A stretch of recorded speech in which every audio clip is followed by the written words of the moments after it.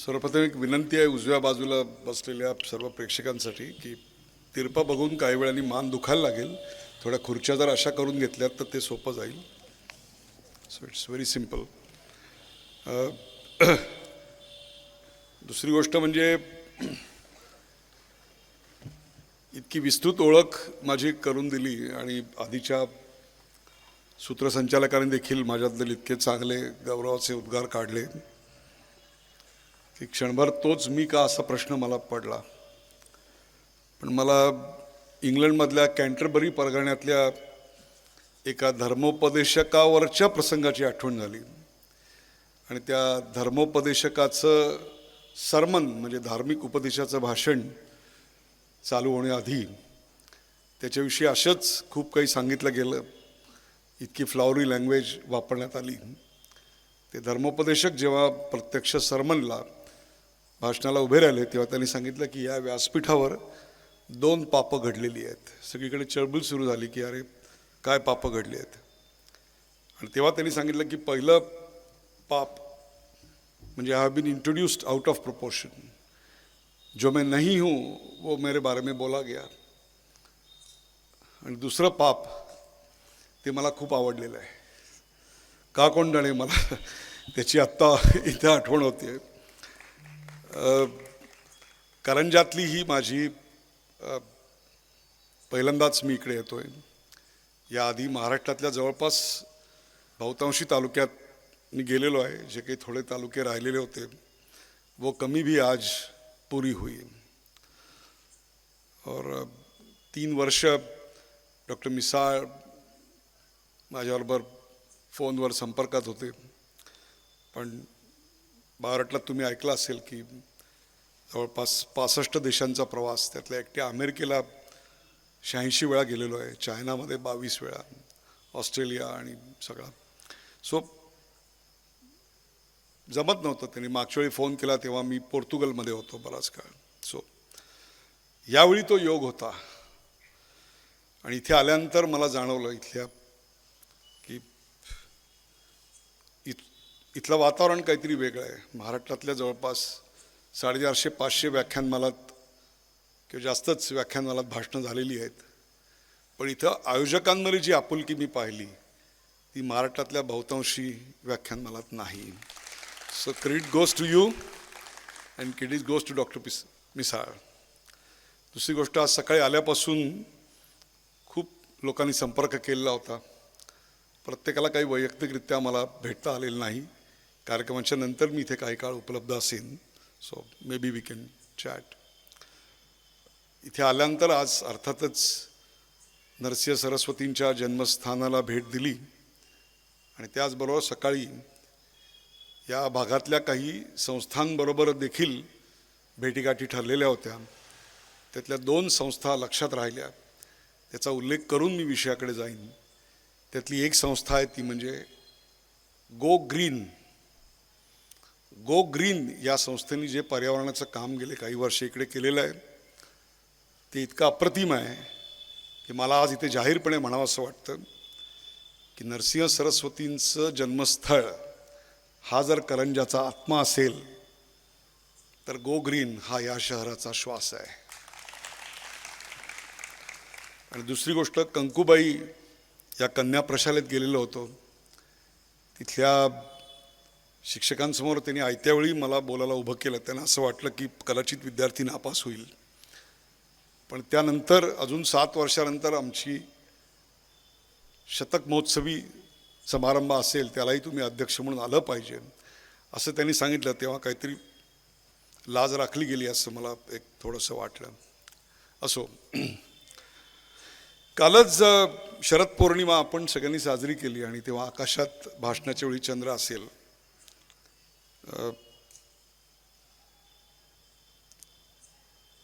आज या वातावरणात इथे भाषण करताना मला असं जाणवतंय की 68 वर्षापूर्वी ज्या महात्म्यांनी ही व्याख्यानमाला चालू केली, कुछ तो होगा दिल में, तेव्हा मी असं इथे बसून विचार करत होतो की काय विचार असेल त्यांच्या मनामध्ये. तर एक असा विचार तर नक्कीच असेल की या व्याख्यानमालेनं समाजामध्ये काहीतरी सकारात्मक परिवर्तन घडलं पाहिजे. So that's a first objective.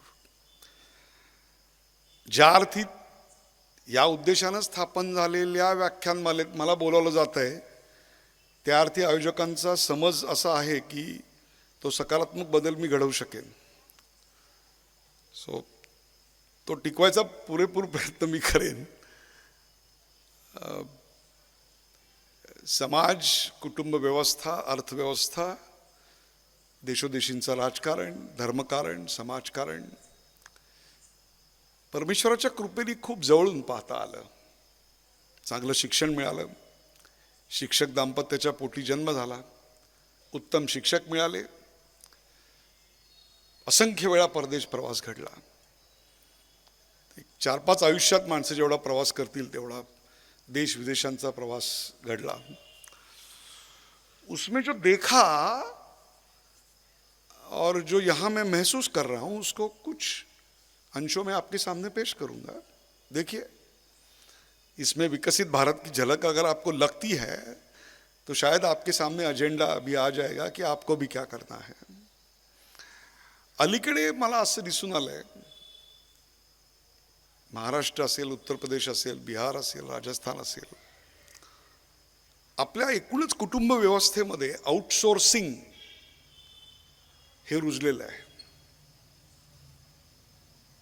म्हणजे माझी तब्येत चांगली व्हायला पाहिजे याच्याकरता 1 जानेवारीच्या आसपास साधारणतः जिममध्ये ॲडमिशन घेतली जाते आणि 3 जानेवारीपर्यंत पळसाला पानं 3 या न्यायाने सकाळी 6 वाजता जिमला माणसं जातात. त्यानंतर 4 तारखेला अभी 3 दिन तो गए, 3 दिन तो कुछ मीठा खाया नहीं था. 4 तारीख को खाया तो एक चीट डे तो बनता ही है. मग चीट डेची संख्या वाढते आणि नंतर 3 महिन्यांनी काहीच शरीरात फरक पडला नाही असं म्हणून आपण जिमवाल्याला जबाबदार धरतो. ही ती आउटसोर्सिंग मेंटॅलिटी आहे. जसं आपलं एखादं काम करण्याकरता आपण गाडी चालवण्याकरता ड्रायव्हर ठेवतो, घरी स्वयंपाक करण्याकरता एखादी कर्मचारी ठेवतो, जे आपल्याला करणं शक्य नाही किंवा करायचं नसतं त्याच्याकरता आपण ते आउटसोर्स करतो. तसंच मुलांचं शिक्षण असेल, अशा एखाद्या शाळेत आपण त्यांना पाठवतो आणि मग त्यांनी आईन्स्टाईन किंवा अब्दुल कलाम बनलं पाहिजे अशी आपली अपेक्षा असते. सद्गुणी बनलं पाहिजे, त्यांना कुठली व्यसनं लागता कामा नयेत, त्यांच्या तोंडात शिव्या नसल्या पाहिजेत, सौहार्दपूर्ण संबंध असले पाहिजेत. परंतु घरामध्ये मात्र पती पत्नी यांचे संबंध क्वेश्चन मार्क आहेत. सासू सुनेच्या संबंधांविषयी मी काही जास्त टीका टिप्पणी करणार नाही, कारण त्याचं चित्रीकरण मालिकांमध्ये काय होतंय ते आपण पाहतो. So it's the outsourcing world in our families also. अर्थात हे आउटसोर्सिंगचं प्रकरण इतकं आपल्यामध्ये भिनलेलं आहे की आपण देश, राज्य, आपला विभाग, आपलं गाव उत्तमरित्या चालवण्याची जबाबदारी काही मुठभर निवडून दिलेल्या राजकारण्यांवर देऊन टाकतो. And then as if we are not responsible for it. अगर उनका काम पसंद आए तो उनको फिर से चुनते हैं, अगर नहीं आए तो उनको गिराते हैं. ये तो चलता रहता है. निवडणूक या विषयात माझी डॉक्टरेट असल्यामुळे तुम्हाला ऑथेंटिकली सांगू शकतो. आणि whatever I am speaking is speaking with truth. Anybody wants to challenge and check. मोबाईलमध्ये सगळा डेटा सेव्ह केलेला आहे. I can show it to you. 1952ला पहिली निवडणूक झाली, ती सोडून द्या. There was no history to it. पूर्वपीठिका काही नव्हती. पण 57, 62 त्याच्यानंतर चीनचं युद्ध झालं, 67 काँग्रेस फुटलेली होती, 71 पाकिस्तानचं युद्ध, 77 आणीबाणी, 79 जनता पार्टीचं पतन, 84 इंदिराजींची हत्या, म्हणजे ॲक्च्युली 85ला ती निवडणूक झाली. 89 काँग्रेस हरली. त्याच्यानंतर कधीच काँग्रेस तेवढ्या मोठ्या संख्येने आलेली नाही आहे.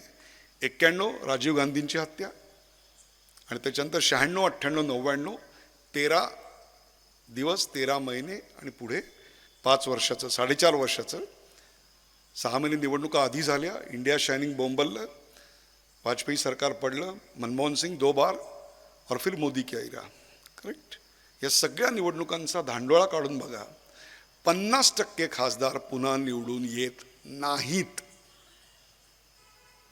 आय रिपीट, 50% खासदार निवडून येत नाहीत. एक तर त्यांना पक्ष तरी तिकीट देत नाही, ते तरी मागत नाहीत. हा प्रकार जरा कमी आहे न मागण्याचा, पण जनता त्यांना नाकारते. So we express. असं नाही की आपण निवडून देतो. आणि व्हायब्रंट इकॉनॉमी आहे, इतकी व्हायब्रंट इकॉनॉमी, इतकी व्हायब्रंट देश डेमोक्रेसीचा हा जगात कुठलाही नाही आहे की जिथे चेंज ऑफ पॉवर इतक्या फ्रिक्वेंटली. हे मी तुम्हाला अशा करता सांगतोय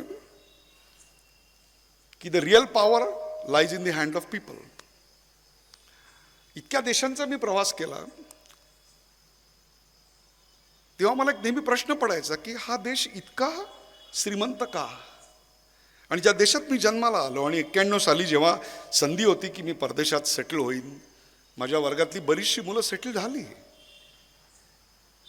आणि त्यांची आत्तापर्यंत मागच्या 15 वर्षापर्यंत जेव्हा मी त्यांची समृद्धी बघतो, काही जणांनी विमानं घेतली आहेत, समबडी हॅव चॉपर्स, त्यांचे पेंट हाऊस, विलास, त्यांचे बँक बॅलन्स, त्यांचे kind of cars they drive, त्यांच्या मुलांना मिळणारं शिक्षण, हे सगळं पाहिल्यानंतर मला खंत वाटायची की 91 साली मी चुकलो का.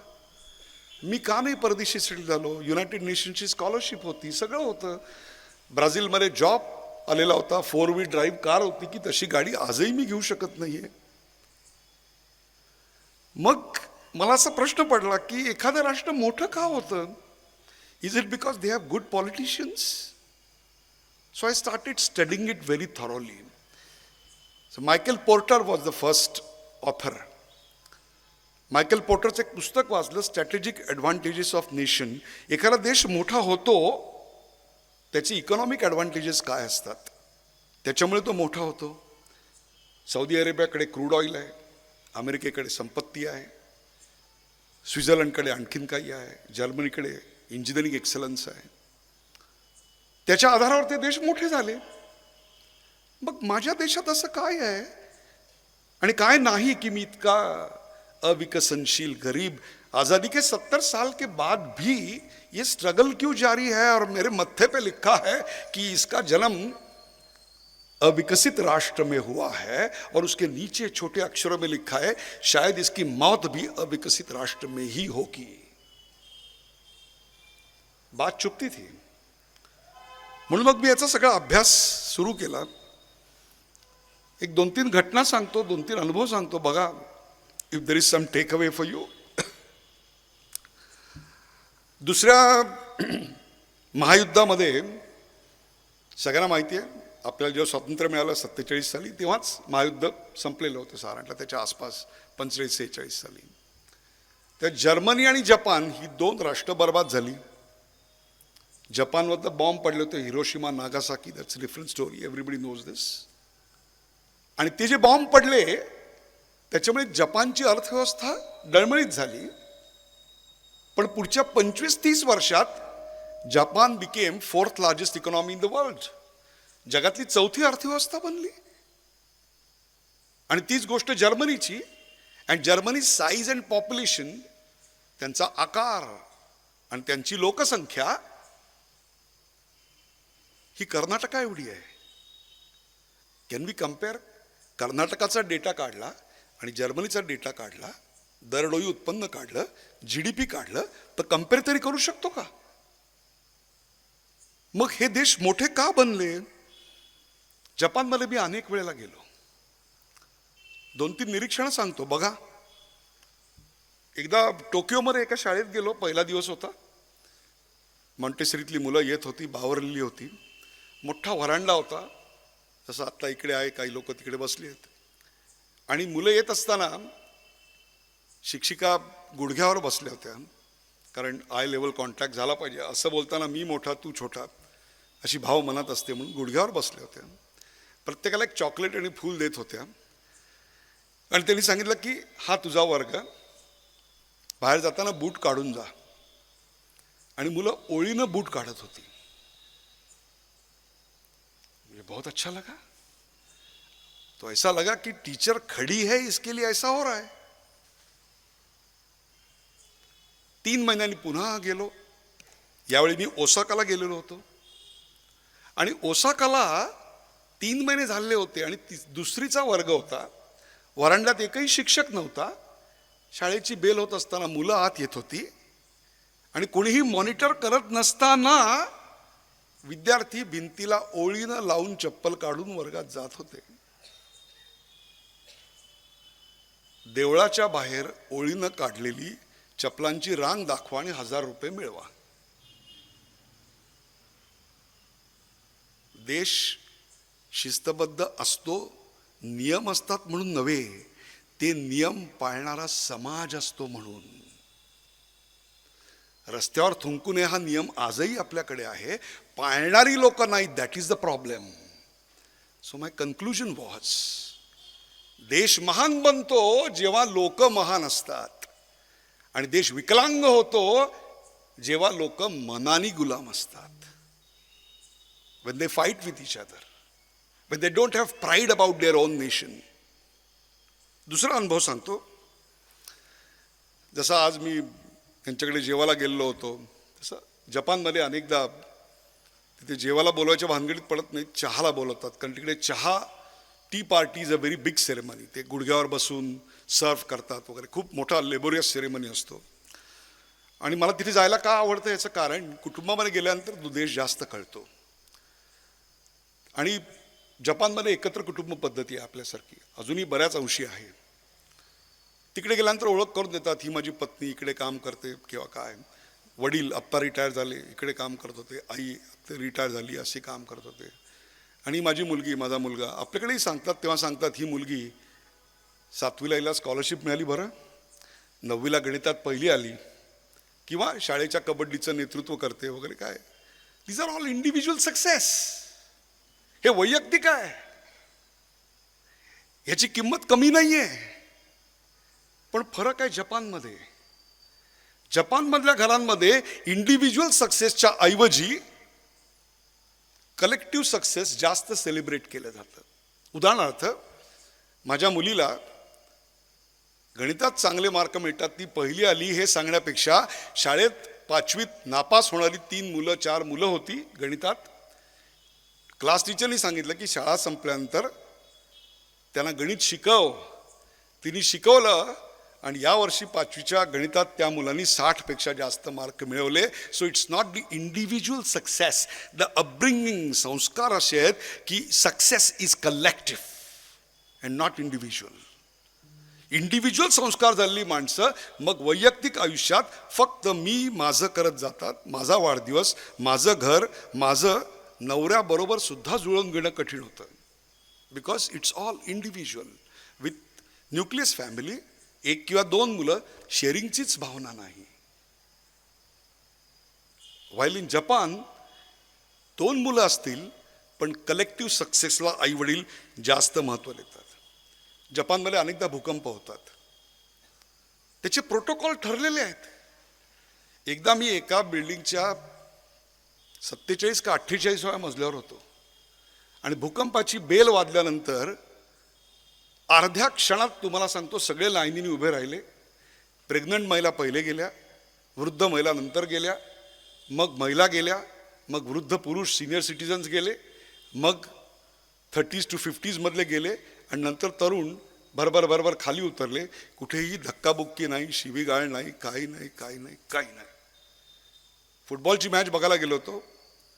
जेवढे टिन्स पेप्सी कोक वगैरेवरून पडलेले होते, जाताना सगळ्यांनी उचलून ठेवले.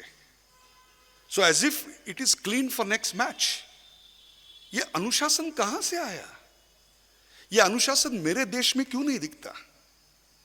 देश बड़ा बनता है क्योंकि वो देश बड़ा है इसलिए नहीं, लोग बड़े हैं.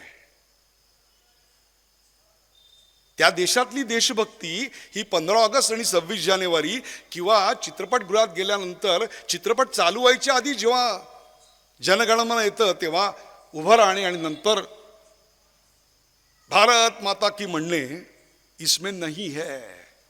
वो तो गिवन है. Character is not. चारित्र्य म्हणजे काय? लोक पकडतील तेव्हा तुम्ही वागता त्याला चारित्र्य म्हणत नाहीत. लोक पकडू शकत नाहीत त्यावेळी जे वागता त्याला चारित्र्य म्हणतात.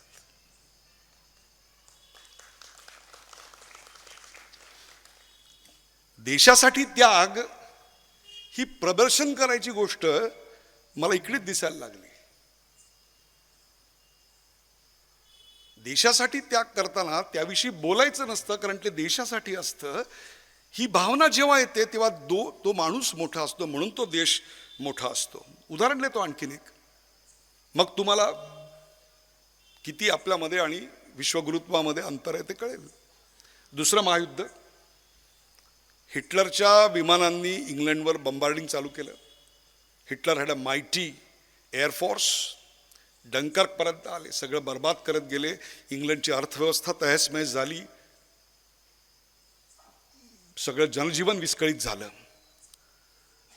आणि उत्तर देता येईना. लष्करी पॉवर इंग्लंडची कमी होती, म्हणून चर्चिल प्राईम मिनिस्टर देन, त्यांच्या नेतृत्वाखाली मंत्रिमंडळाची बैठक झाली आणि असं लक्षात आलं की आपण याला उत्तर देऊ शकत नाही आहोत. मग काय निर्णय झाला की आपण हिटलर समोर शरणागती पत्करायची, युनियन जॅक खाली आणायचा आणि जर्मनीचा ध्वज वरती जाईल. त्याप्रमाणे शरणागतीचं भाषण चर्चिल यांनी लिहिलं आणि ते दुसऱ्या दिवशी रेडिओवरनं प्रसूत करायच्या आधी त्याला राजाची परमिशन घ्यावी म्हणून क्वीन एलिझाबेथ, जिचं मध्यंतरी निधन झालं, तिचे वडील होते तेव्हा राजे, त्यांच्याकडे ते गेले आणि त्यांना सांगितलं की आय नीड युअर परमिशन, आपण उद्या शरणागती पत्करतोय.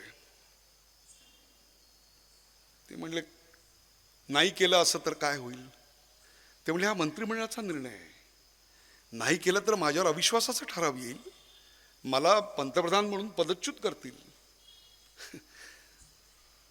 राजांनी सांगितलं की, आणि ज्या कोणाला हा प्रसंग खोटा वाटत असेल त्यांनी नेटफ्लिक्सवर द क्राऊन नावाची सिरीज बघा, त्याच्यात असाच्या असा आहे. मी सांगतोय, मी प्रत्येक गोष्ट जी बोलतोय ती पुराव्यासकट बोलतोय आज. आणि मग त्यांनी सांगितलं की माझ्यावर अविश्वासाचा ठराव येईल. ते म्हणले तुला निवडून कोणी दिलं, मंत्रिमंडळाने का जनतेने? ते म्हणले नाही, मला निवडून दिलं जनतेने. मग तू जनतेशी बोललास की त्यांना शरणागती, त्यांना गुलामी हवी आहे का? चर्चिलनी शरणागतीचा कागद कोटात ठेवला, बाहेर गेले, दुकानात, पेट्रोल पंप, अनेक ठिकाणी लोकांशी बोलले. लोक संतापले, चिडले, संतप्त झाले. ते म्हणले नो वे, इंग्लंड कधीही शरणागती पत्करणार नाही. ते म्हणले अहो आपल्याकडे लढायला काही साधनं नाही आहेत, ते खूप पॉवरफुल आहे हिटलर. एक म्हातारी ऐकत होती, ती धावत घरात गेली आणि तिने बटर कापायची सुरी घेऊन आली, फळं कापायची, बटर कापायची सुरी घेऊन आली. ती समोर धरलीत की ती म्हणली येऊ दे त्यांना गल्लीत, मी या सुरीनं लढेन. त्या दिवशी हिटलरला कळलं, त्या दिवशी चर्चिलला कळलं की समाजाला हे मान्य नाही. घरी गेले, शरणागतीचा मसुदा फाडून टाकला आणि एक दुसरं भाषण त्यांनी लिहिलं की जे आजही जगातल्या पब्लिक स्पीकिंगच्या सर्वोत्तम भाषणांपैकी त्या इन्स्टिट्यूटमध्ये, डेल कार्नेजी वगैरे गेलात तर तिकडे शिकवलं जातं. त्या भाषणात चर्चिल यांनी सांगितलं की वी शॅल नेव्हर सरेंडर, आम्ही कधीही माघार घेणार नाही. रक्ताच्या शेवटच्या थेंबापर्यंत, अखेरच्या श्वासापर्यंत आम्ही लढू. आम्ही लढू जमिनीवर, आम्ही लढू आकाशात, आम्ही लढू समुद्राच्या तळाशी जाऊन, आम्ही लढू गल्लीत, आम्ही लढू सीमेवर, परंतु कोणत्याही परिस्थितीत आम्ही इंग्लंडचा झेंडा खाली पडू देणार नाही. आणि जर आम्हाला नष्ट केलंच तर आमची पुढची पिढी दुसऱ्या देशात जाईल आणि या देशाच्या सार्वभौमत्वासाठी लढेल, पण England shall never never quit. इतकं प्रेरणादायी भाषण होतं. अख्खं इंग्लंड थरारून उठलं. त्या एका भाषणाने चित्र पालटलं आणि पुढे हिटलर यांची माघार होत गेली. दुसऱ्या महायुद्धाचं चित्रच पालटलं आणि त्याच्यानंतर इंग्लंडने युद्ध जिंकलं. एक मोठी सभा ट्रॅफलगार स्क्वेअरमध्ये झाली इंग्लंडच्या विजयाची आणि स्तुतिसुमनं उधळली गेली चर्चिलवर. काय तुमचं नेतृत्व, काय तुमचं कर्तृत्व आणि धैर्य, त्याहीपेक्षा सुद्धा काय तुमचं वक्तृत्व. सिंहगर्जनाच होती. चर्चिल बोलायला उभे राहिले. ते वाक्य आजच्या माझ्या बोलण्याचा सार आहे. चर्चिल उभे राहिले आणि म्हणाले की मी केली ती सिंहगर्जना नव्हती, मी केली ती गर्जना होती. सिंह जर कोण असेल तर ती ब्रिटनची जनता आहे. त्यांनी जे ठरवलं, their steely determination won the war. लोग जब तय करते हैं कि मेरा देश बड़ा होगा, तो देश बड़ा होता है, एक दो आदमी के कहने से नहीं होता.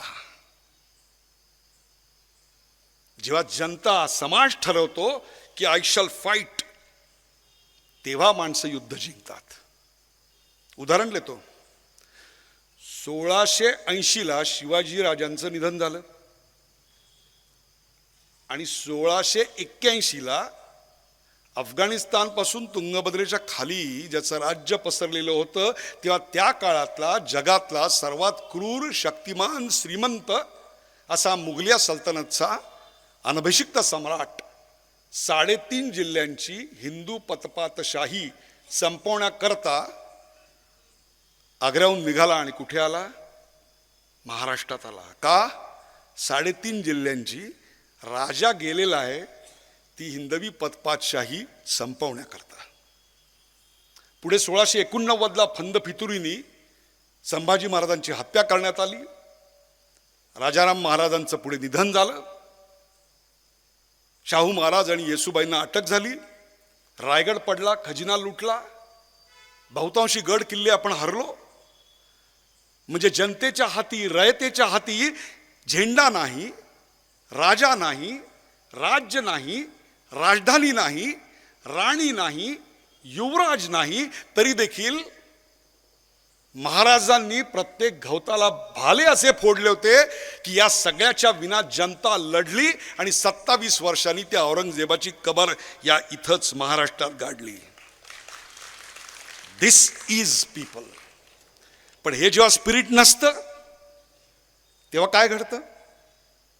1757 प्लासीची लढाई, पश्चिम बंगालमधलं ठिकाण. 1601ला ईस्ट इंडिया कंपनीची स्थापना झाली आणि ते 1604ला भारतात आले. आणि मग हळूहळू तरी पाय पसरायला सुरुवात केली. त्यांचं अस्तित्व आपल्याला केव्हा जाणवलं? महाराज जेव्हा पन्हाळगडावर होते तेव्हा झेंडा लावून गोळीबार केला, तोफा टाकल्या. महाराजांनी लक्षात ठेवलं आणि पुढे राजापूरची वखार खणून काढली. म्हणून हेनरी ऑक्झंडेन कमरेत वाकून नजराणे घेऊन आला होता राज्याभिषेकाच्या वेळी. त्या ईस्ट इंडिया कंपनीने पुढे एवढं आपलं साम्राज्य, पहिले तराजू दाखवला, नंतर सत्ता स्थापनेची तलवार काढली. आणि 1757 was the deciding factor. Robert Clive एक साधा शिपाई होता, 3000चं फक्त सैन्य, आणि आपल्या सिराजउद्दौलाकडे 50,000चं सैन्य. पण ब्रिटिशांनी काय केलं? त्या सैन्यामध्ये जात पात धर्म पंथ याच्यावरून भांडणं लावली. प्रत्येक शब्द नीट ऐका. It's important for next 25 years. अगले 25 साल के लिए यही इंपॉर्टेंट है. जात पात धर्म पंथ याच्यात भांडणं लावली. आपण कशासाठी लढतोय त्या देशाविषयीचा मनातला अभिमान संभ्रमित केला. आणि या सगळ्यामुळं काय झालं? 3000च्या फौजेनी 50,000च्या फौजेचा निपात केला. आणि इतिहासकारांनी लिहून ठेवलंय की त्या 3000नी विजयाची मिरवणूक काढली प्लासीला. ती बघायला दोन्ही काठावर 1,00,000 भारतीय होते.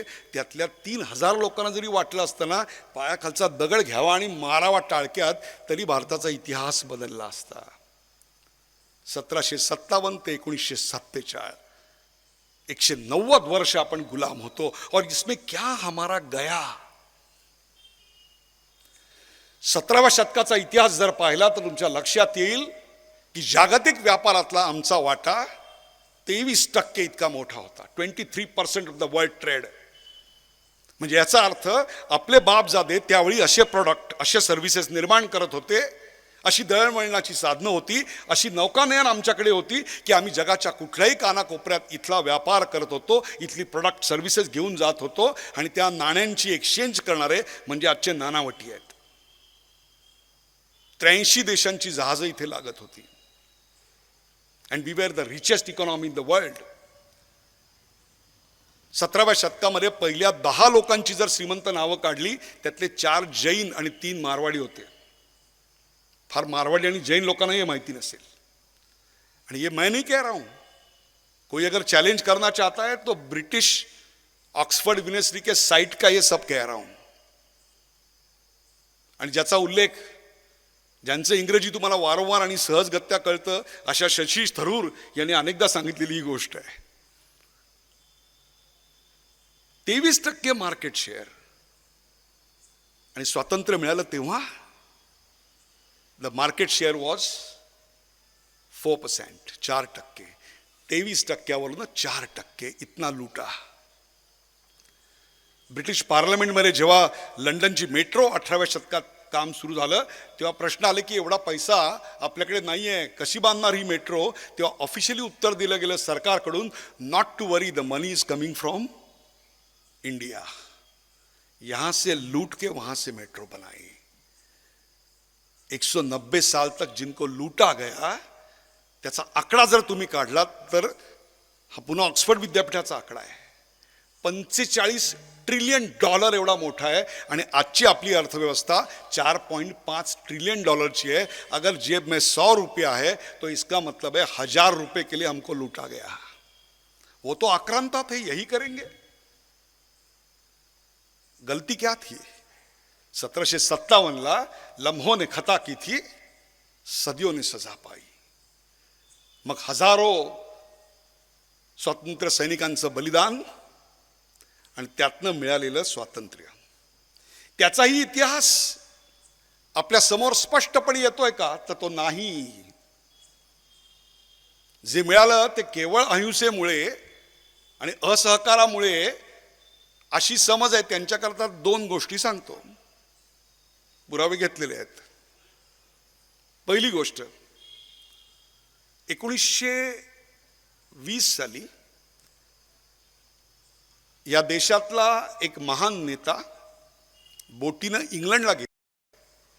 इंग्लंडच्या सत्तारूढ पक्षाकडे, पंतप्रधानाकडे, विरोधी पक्षाकडे, विरोधात नसलेल्या परंतु छोट्या असलेल्या पक्षाकडे, पत्रकारांकडे, इंडस्ट्रियलिस्टकडे, लेखक विचारवंतांकडे आमच्या स्वातंत्र्याची त्यांनी मागणी केली. त्यावेळेला लेबर पार्टीकडे पण ते गेले आणि लेबर पार्टी को बोला कि हमें क्यों स्वातंत्र्य मिलना चाहिए. लेबर पार्टी हसायला लागली. ते म्हणले, साला आम्ही कारंजाच्या महानगरपालिकेत, नगर परिषदेत पण आपला एक नगरसेवक नाही आणि तुम्ही आम्हाला देशाचे प्रश्न विचारताय. इतकी छोटी पक्ष होता तो, आम्ही पुढल्या वर्षी जिवंत राहू की नाही माहीत नाही. तो नेता परत आला. बघा, हा इतिहास तुम्हाला माहिती नाही आहे. Labour Party was zero then, आणि त्यांनी तेला तांबोळ्यांकडनं, गायकवाड होळकर सिंध्यांकडनं पैसे गोळा केले आणि त्या पक्षाला घसघशीत अशी 2000 पाऊंडाची देणगी पाठवून दिली. त्या पक्षाला झटकाच बसला. त्यांनी पत्र लिहिलं, ते पत्रही मी डाउनलोड करून आणले. हे सगळं ब्रिटिश विद्यापीठातनं फाइंड आउट केलं मी. आणि त्यांनी सांगितलं की अरे, तुम्ही जी देणगी दिली ती आम्हाला एकूण मिळालेल्या देणगीच्या 85 ते 90% इतकी मोठी आहे. जरूर दे आम्ही जिवंत राहिलो होतो त्याचं कारण तुम्ही ही दिलेली देणगी असेल. आणि रही बात तुमच्या स्वातंत्र्याची, आत्ता तर आम्ही त्याच्यावर काहीच बोलू शकत नाही कारण आपला नगरसेवक पण नाही ते. पण जर उद्या आम्ही सत्तेच्या परिघात आलो आणि आमचं बोलण्याचं भाग्य जर संसदेच्या पटलावर असेल तर आम्ही तुमच्या स्वातंत्र्याची मागणी करू. म्हणजे तिथेही आम्ही सत्तेत येऊ असं त्यांना स्वप्नातही वाटत नव्हतं.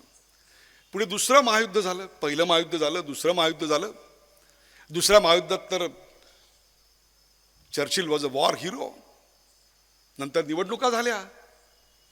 जनता काय होती अफलातून, चर्चिलला पाडलं. चर्चिलच्या पक्षाचा दुवा उडाला आणि अनपेक्षितरित्या क्लेमंट ॲटली यांची लेबर पार्टी निवडून आली.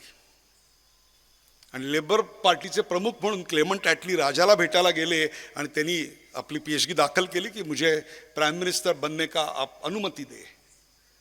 ज्या कोणाला हा प्रसंग बघायचा असेल त्यांनी पुन्हा नेटफ्लिक्सची सिरीज बघा.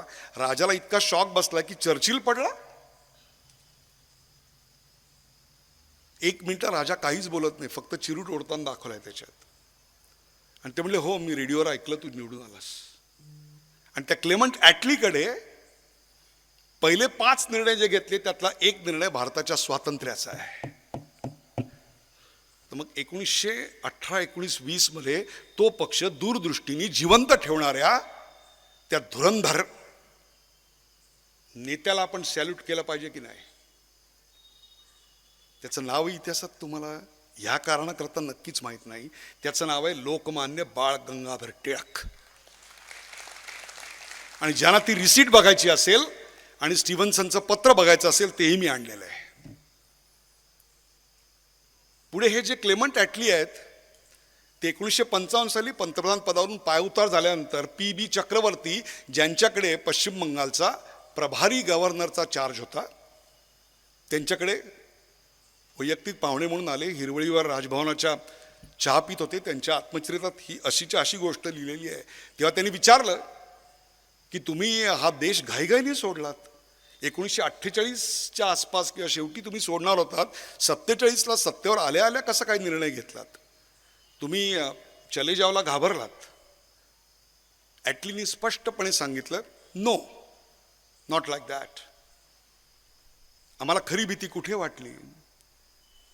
तर दुसऱ्या महायुद्धात आम्हाला विजय मिळवून देणारं शूर हिंदी शिपाई जे होते त्यांनी बंदुका काबीज करून आमच्या 40,000 फौजेच्या कनपट्टीला बंदुका लावल्या होत्या. ते फक्त आदेशाची वाट बघत होते. ट्रिगर दबाते तो 40,000 का एक आदमी जिंदा वापिस नहीं आता. हा इंटेलिजन्सचा रिपोर्ट आला. त्या दिवशी निर्णय घेतला, अगले 3 महीने में यहाँ से देश छोड़ना चाहिए. मग 1935 सालापासून लेखण्या मोडा आणि बंदुका हाती घ्या हे ज्या द्रष्ट्या स्वातंत्र्यवीरांनी सांगितलं, उसे कुछ तो सलामी दोगे? स्वातंत्र्यवीर विनायक दामोदर सावरकर. ये नहीं पढ़ाया जाएगा, ये नहीं आपके सामने आएगा. ही खटाटोप जो आहे तो सगळा फक्त पहिल्यांदा डोक्यातली ही जळमट दूर करण्याकरता आहे की जो हम देख रहे हैं वो नहीं है. आणि म्हणूनच नेहमी मला असा प्रश्न पडला की आम्ही असे का, जर्मनी जपान एवढे श्रीमंत का आणि आम्ही असे का राहिलो? मग लक्षात आलं की या देशात 2 देश आहेत. एकाचं नाव इंडिया आणि दुसऱ्याचं नाव भारत. इंडियाला न्यूयॉर्कशी आणि लंडनशी स्पर्धा करायची आहे आणि भारत अजूनही बेसिक गोष्टींसाठी लढतोय. आणि या सगळ्याला घेऊन we have a fantastic opportunity on the earth और ये मौका अगले 1000 साल तक दोबारा कभी नहीं आएगा. आणि तो म्हणजे लोकसंख्या शास्त्रानं दिलेला वर. वयाचा सूर्य पश्चिमेच्या क्षितिजावर मावळत असताना, म्हणजेच पश्चिम देश जे आहेत Germany, Japan, America, England, France हे वृद्ध होत आहेत. ऑलरेडी सिनियर सिटीजन क्लब आहे. फक्त 2 देश तरुण आहेत, भारत आणि चीन. चीन 1970 साली 1 चाइल्ड पॉलिसी आणली म्हणून आता ऑलरेडी वृद्धत्वाकडे जातोय. The largest man power pool and trend man power is India. आणि हा जो डेमोग्राफिक डिव्हिडंट आहे तो पुन्हा कधीतरी खाली जाईल if we don't take proper steps. आणि तो खाली जायची तारीख ही पुन्हा 2047 आहे, when we will be completing 100 years of Indian independence. तो अगले 25 साल अपने पास है.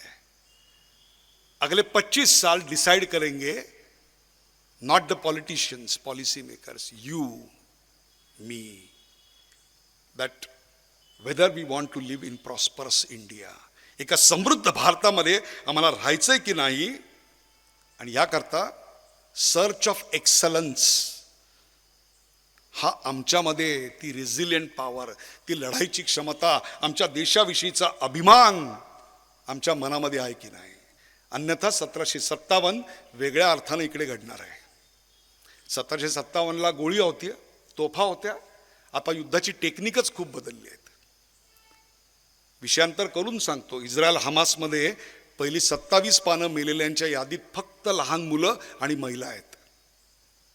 मुझे लगा कल ये कैसे हुआ? मग अभ्यास केल्यानंतर लक्षात आलं की जेव्हा युद्धाचा भोंगा वाजतो हमासमध्ये, तेव्हा महिला पटापट मुलांना घेऊन बंकरमध्ये जातात आणि पुरुष लढायला बाहेर पडतात. त्या बंकरमध्ये जाऊन SMS करतात, व्हॉट्सॲप करतात, फोन करतात, लोकेशन टाकतात की मी सेफ आहे. आणि हे सगळं सॅटेलाईटमध्ये इंटरसेप्ट केलं जातं इस्रायलकडून. आणि एका ठिकाणून 700, या इथे समजा 700 लहान मुलं आणि महिला आहेत, ते 700 SMS व्हॉट्सॲप ट्रॅक होतात आणि कळतं ह्याच्या खाली आहेत, त्याच्यावर मिसाईल फायर केलं जातं आणि बरोबर तिथे लागतं. आणि हे ह्युमन इंटरव्हेन्शन शिवाय अवघ्या 3 सेकंदात होतं.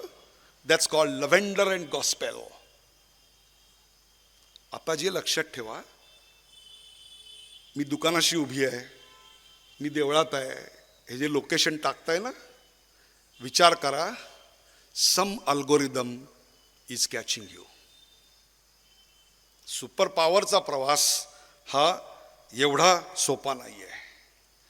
हा एक्सलन्सचा प्रवास इतका सोपा एवढा नाही आहे. आणि म्हणून देशोदेशांची अर्थव्यवस्था, राजव्यवस्था, लोकांची मानसिकता, हा माझ्या अभ्यासाचा गेले 25-30 वर्ष इतिहास माझा अभ्यासाचा विषय राहिलेला आहे. सर्वोत्तमाचा ध्यास हा फक्त देशातल्या दिल्लीत बसलेल्या लोकांनी दाखवायचा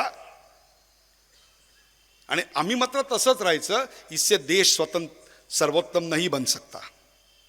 दरडोई उत्पन्न करंजाचं आहे त्याच्यापेक्षा 5 वर्षात दुप्पट झालं, परंतु महसुली कार्यालयामध्ये, कलेक्टर ऑफिसमध्ये पाण्याच्या माठा शेजारी जो मग ठेवलेला आहे, त्याला जर चेन लावायची वेळ आली की चोरीला जाऊ नये म्हणून, तर तुमच्या दुप्पट झालेल्या उत्पन्नाला काहीही अर्थ नाही. Let's understand that. जर त्यावेळा ती डिसिप्लिन नसेल आणि अजूनही शाळेत जाताना मुलं वाकडं तिकडे चप्पल काढतायत, देवळाच्या बाहेर परमेश्वर भेटायच्या ऐवजी चप्पल मिळाल्याचा आनंद जास्त होतोय, ही जर अवस्था असेल तर that can not be. He reality आहे तुम्हाला सांगतो. आणि काय मनोहारी बदल घडतायत तुम्हाला सांगतो. जे आज मोबाईल तुम्ही वापरताय ना, मी सविस्तर बोलणार आहे त्याच्याविषयी, कारण अनेक तरुण मुलं मला इथे दिसत आहेत. त्याची जी पर GB कॉस्ट आहे ना, ती अख्ख्या जगातली सर्वात कमी तुम्हाला आहे. आणि ती कॉस्ट जेवढी अंबानीना आहे ना, तेवढीच तुम्हाला आहे. There is no differentiation. It is cheapest in the world. आणि काय माहिती आहे, अभी खुल के बताता हूं. 16व्या शतकामध्ये 4 वंशांनी जगावर राज्य केलं. फ्रेंच, डच, पोर्तुगीज, ब्रिटिश. त्यातल्या ब्रिटिशांनी आमच्यावर 190 वर्ष राज्य केलं. का? तर त्यांनी समुद्रावर राज्य केलं, जहाजं बांधली, सैन्य एका भागातून दुसऱ्या भागात नेलं, बंदरं बांधली. जो समुद्रावर राज्य करत होता त्यांनी 16व्या शतकावर राज्य केलंय. इंटरनेट हा 21 आणि 22व्या शतकाचा महासागर आहे. जो या महासागरावर राज्य करेल तो जगावर राज्य करणार आहे. इंटरनेट आपली मुलं नेमकी कशा करता वापरतायत याच्यावर जर शिक्षकांचं शाळेमध्ये आणि पालकांचं घरात लक्ष नसेल तर इतकी लो कॉस्ट GB तुम्हाला देऊन त्याचं वाटोळं झालेलं असेल. आणि हे जे लाईकचं फॅड आलं ना आपल्याकडे, काही झालं की लाईक करा, फॉरवर्ड करा, हे इतकं डेंजरस आहे तुम्हाला सांगतो. वक्ता म्हणून प्रसिद्ध असल्यामुळे प्रमोदजी कुठेही हल्ली बोलावतात. परवा कोल्हापूरला बोलवलं आणि कुठे बोलावलं असेल तर कुस्तीच्या आखाड्यात. आता मी तर फॅमिली पॅक आहे, तिथे सगळे 6 पॅक होते.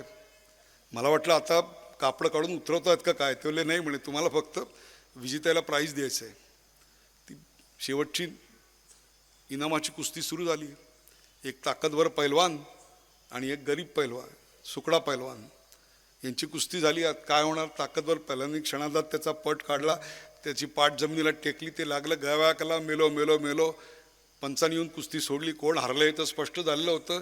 दोघांना बाजूला उभं केलं. डाव्या बाजूला तगडा पंच, तगडा प्रतिस्पर्धी, इकडे सुकडा. आता म्हटलं डावा हात वर जाईल, बघतो तर काय उजवा हात वर गेला. अरे म्हटलं हे काय, तो तर हरला होता. तो बोला हरला ठीक आहे, पण लाईक्स फेसबुकवर याला जास्त आहेत. गल्लीत विचारत नाही कुत्र, आणि फेसबुकला 5,000 मित्र. परवा एका मुलीनं लिहिलं, माझी 85 वर्षाची आजी गेली. मी सांत्वनाला गेलो तेव्हा ती म्हणली, बघा ना सर 200 लोकांनी लाईक केलं. अगं म्हटलं, गदडे लाईक केलंय म्हणजे असंच होवो, आणखी 2-4 आजा मरो. Come out of this. Internet is a game changer, believe me. 98 साली चेन्नईला गेलो होतो. रविवारचा दिवस होता, त्यावेळी मद्रास नाव होतं. हॉटेलमध्ये लोळत पडलो होतो, पण तेव्हाही वक्ता म्हणून प्रसिद्ध असल्यामुळे कांचीपुरम या शहरातली काही लोक माझ्याकडे आली. ते म्हणले, आज तुमचं भाषण आहे, चला. मी म्हटलं, अनेक कारणं दिली, नको नको वगैरे, नाही, ते घेऊनच गेले. आणि मग जाताना माहिती सांगत होते की 50,000चं गाव आहे, विणकर आहेत सगळे, आणि आमचं गाव देवीच्या साठी प्रसिद्ध आहे आणि कांजीवरम साड्या तिकडे बनतात. म्हटलं, अरे मला तर तमिळ येत नाही. तेवढे नाही म्हणे, ते लोकांना इंग्रजी समजेल. जाताना पाहिलं तर देऊळ होतं. म्हटलं, अरे वा, काय देऊळ आहे सुंदर. तेवढं तुम्हाला जायचं आहे का दर्शनाला? म्हटलं, केवढी मोठी रांग आहे. तेवढी नाही, तुम्ही काळजी करू नका. बूट काढले, 2 मिनिटात आरतीचं ताट. मी तर काय आमदार खासदार काही नाही, सगळं झालं आणि बसलो गाभाऱ्यात. तर माझ्या आजूबाजूला ही अशी 8, 10, 12, 15 वर्षाची भस्म लावलेली, भगवी कफनी घातलेली ब्रह्मचारी मुलं होती. आणि ते म्हणली, सर आज तुम्हाला भाषण आहे ना? म्हटलं, हो. तुले we are going to come, आम्ही येतोय त्या भाषणाला. मला आश्चर्यच वाटलं, हा ऑडियन्स मला एक्सपेक्टेड नव्हता. आणि ते आले आणि असे 3 बाजूनी बसले. अजूनही ते चित्र माझ्या डोळ्यासमोर आहे. अशी एक भगवी झालर आली होती त्या सभागृहाला. आणि त्या भाषणानंतर प्रश्नोत्तर होती आणि सर्वात कठीण प्रश्न त्यावेळी त्यांनी विचारले, येऊ घातलेल्या विंडोज 98च्या सिक्युरिटी सिस्टीमबद्दल. I was not expert in it. मग मी म्हटलं की तुम्ही तुमचा पत्ता लिहून द्या. मी म्हटलं ऑफिसमध्ये जाईन, टेक्निकल एक्सपर्टशी बोलून आणि उत्तर लिहून पाठवीन तुम्हाला. गाडीत बसेपर्यंत माझा पिच्छा सोडत नव्हते. इंटरनेटवर याच्या प्रश्न विचारत होते. मी म्हटलं, अरे बाळांनो, तुमचं अख्खं आयुष्य या मंदिरात पूजा अर्चा करण्यात जाणार आहे. तुम्ही अंगाला भस्म फासलंय, भगवी कफनी घातलेली आहे, तुम्ही सगळ्या ऐहिक सुखांचा त्याग केलाय, मग हे इंटरनेट कम्प्युटर कशा करता शिकताय? 98 सालचं उत्तर आहे, आम्ही ऐहिक सुखाचा त्याग केलाय, ज्ञानाच्या मार्गाचा त्याग केलेला नाही. इंटरनेट हे ज्ञानाचं महाद्वार आहे. त्या दिवशी मी डायरीत लिहिलं, IT is not income tax, IT is not information technology, IT is India's tomorrow. हा भारताचा भविष्यकाल आहे. त्याच्याच पुढच्या वर्षी वाजपेयी पंतप्रधान असताना अमेरिकेला गेले होते. आणि अमेरिकेला गेल्यानंतर अनिवासी भारतीयांसमोर त्यांचं भाषण सुरू झालं. तेव्हा त्यातलं पहिलं वाक्य अंगावर शहार आणणारं होतं. काय सुंदर बोलले वाजपेयी, मजदूर बन के आए थे, शासक बन के रह गए. This is the power of information technology. Students, workers, हे मी तुम्हाला अशा करता सांगतोय. 2000 साली मी जर्मनीला ॲक्च्युली जाणार होतो, अर्जेंटिनाला. आणि मला वाटतं रोम विमानतळावर आमचं विमान बदलायचं होतं. तिकडे हवामान खूप खराब होतं, अनेक विमानं कॅन्सल, पोस्टपोन झाली होती. आणि एवढा मोठा लाऊंज होता, प्रचंड त्याला कवठे महांकाळ बस स्टँडसारखीच अवस्था हल्ली होती. सर्व भाषांमध्ये शिव्या घातल्या जात होत्या. मी आपल्या कोपऱ्यात बसलो. म्हटलं, आता जेव्हा विमान अनाऊन्स होईल, आणि आपल्या चितळ्यांची बाकरवडी वगैरे भरपूर होतं, काय प्रॉब्लेम नव्हता आपल्याला. मराठी पुस्तक काढलं, छान वाचत बसलो होतो. लांबून एक वाट शोधत जर्मन मायापर्यंत आला. 99 किंवा 2000ची गोष्ट आहे. आणि त्यांनी लॅपटॉप माझ्यासमोर धरला आणि मला म्हटला, चालत नाही आहे, दुरुस्त करून देशील का? आता मी काय हार्डवेअर एक्सपर्ट नाही आहे, हाताशी वेळ होता, एखाद दिवस चांगला असतो. अनिल कुंबळेचाही बाल वळतोच की कधी कधी. प्रत्येक वेळी काय असं नसतं ना की स्टेट वनवर wicket. I tried something and it worked. Laptop चालू झाला, तो खुश झाला. मला म्हटला, कॉफी पिणार का? आता फुकटात जर कोण कॉफी पाजत असेल तर आपण नाही म्हणू का?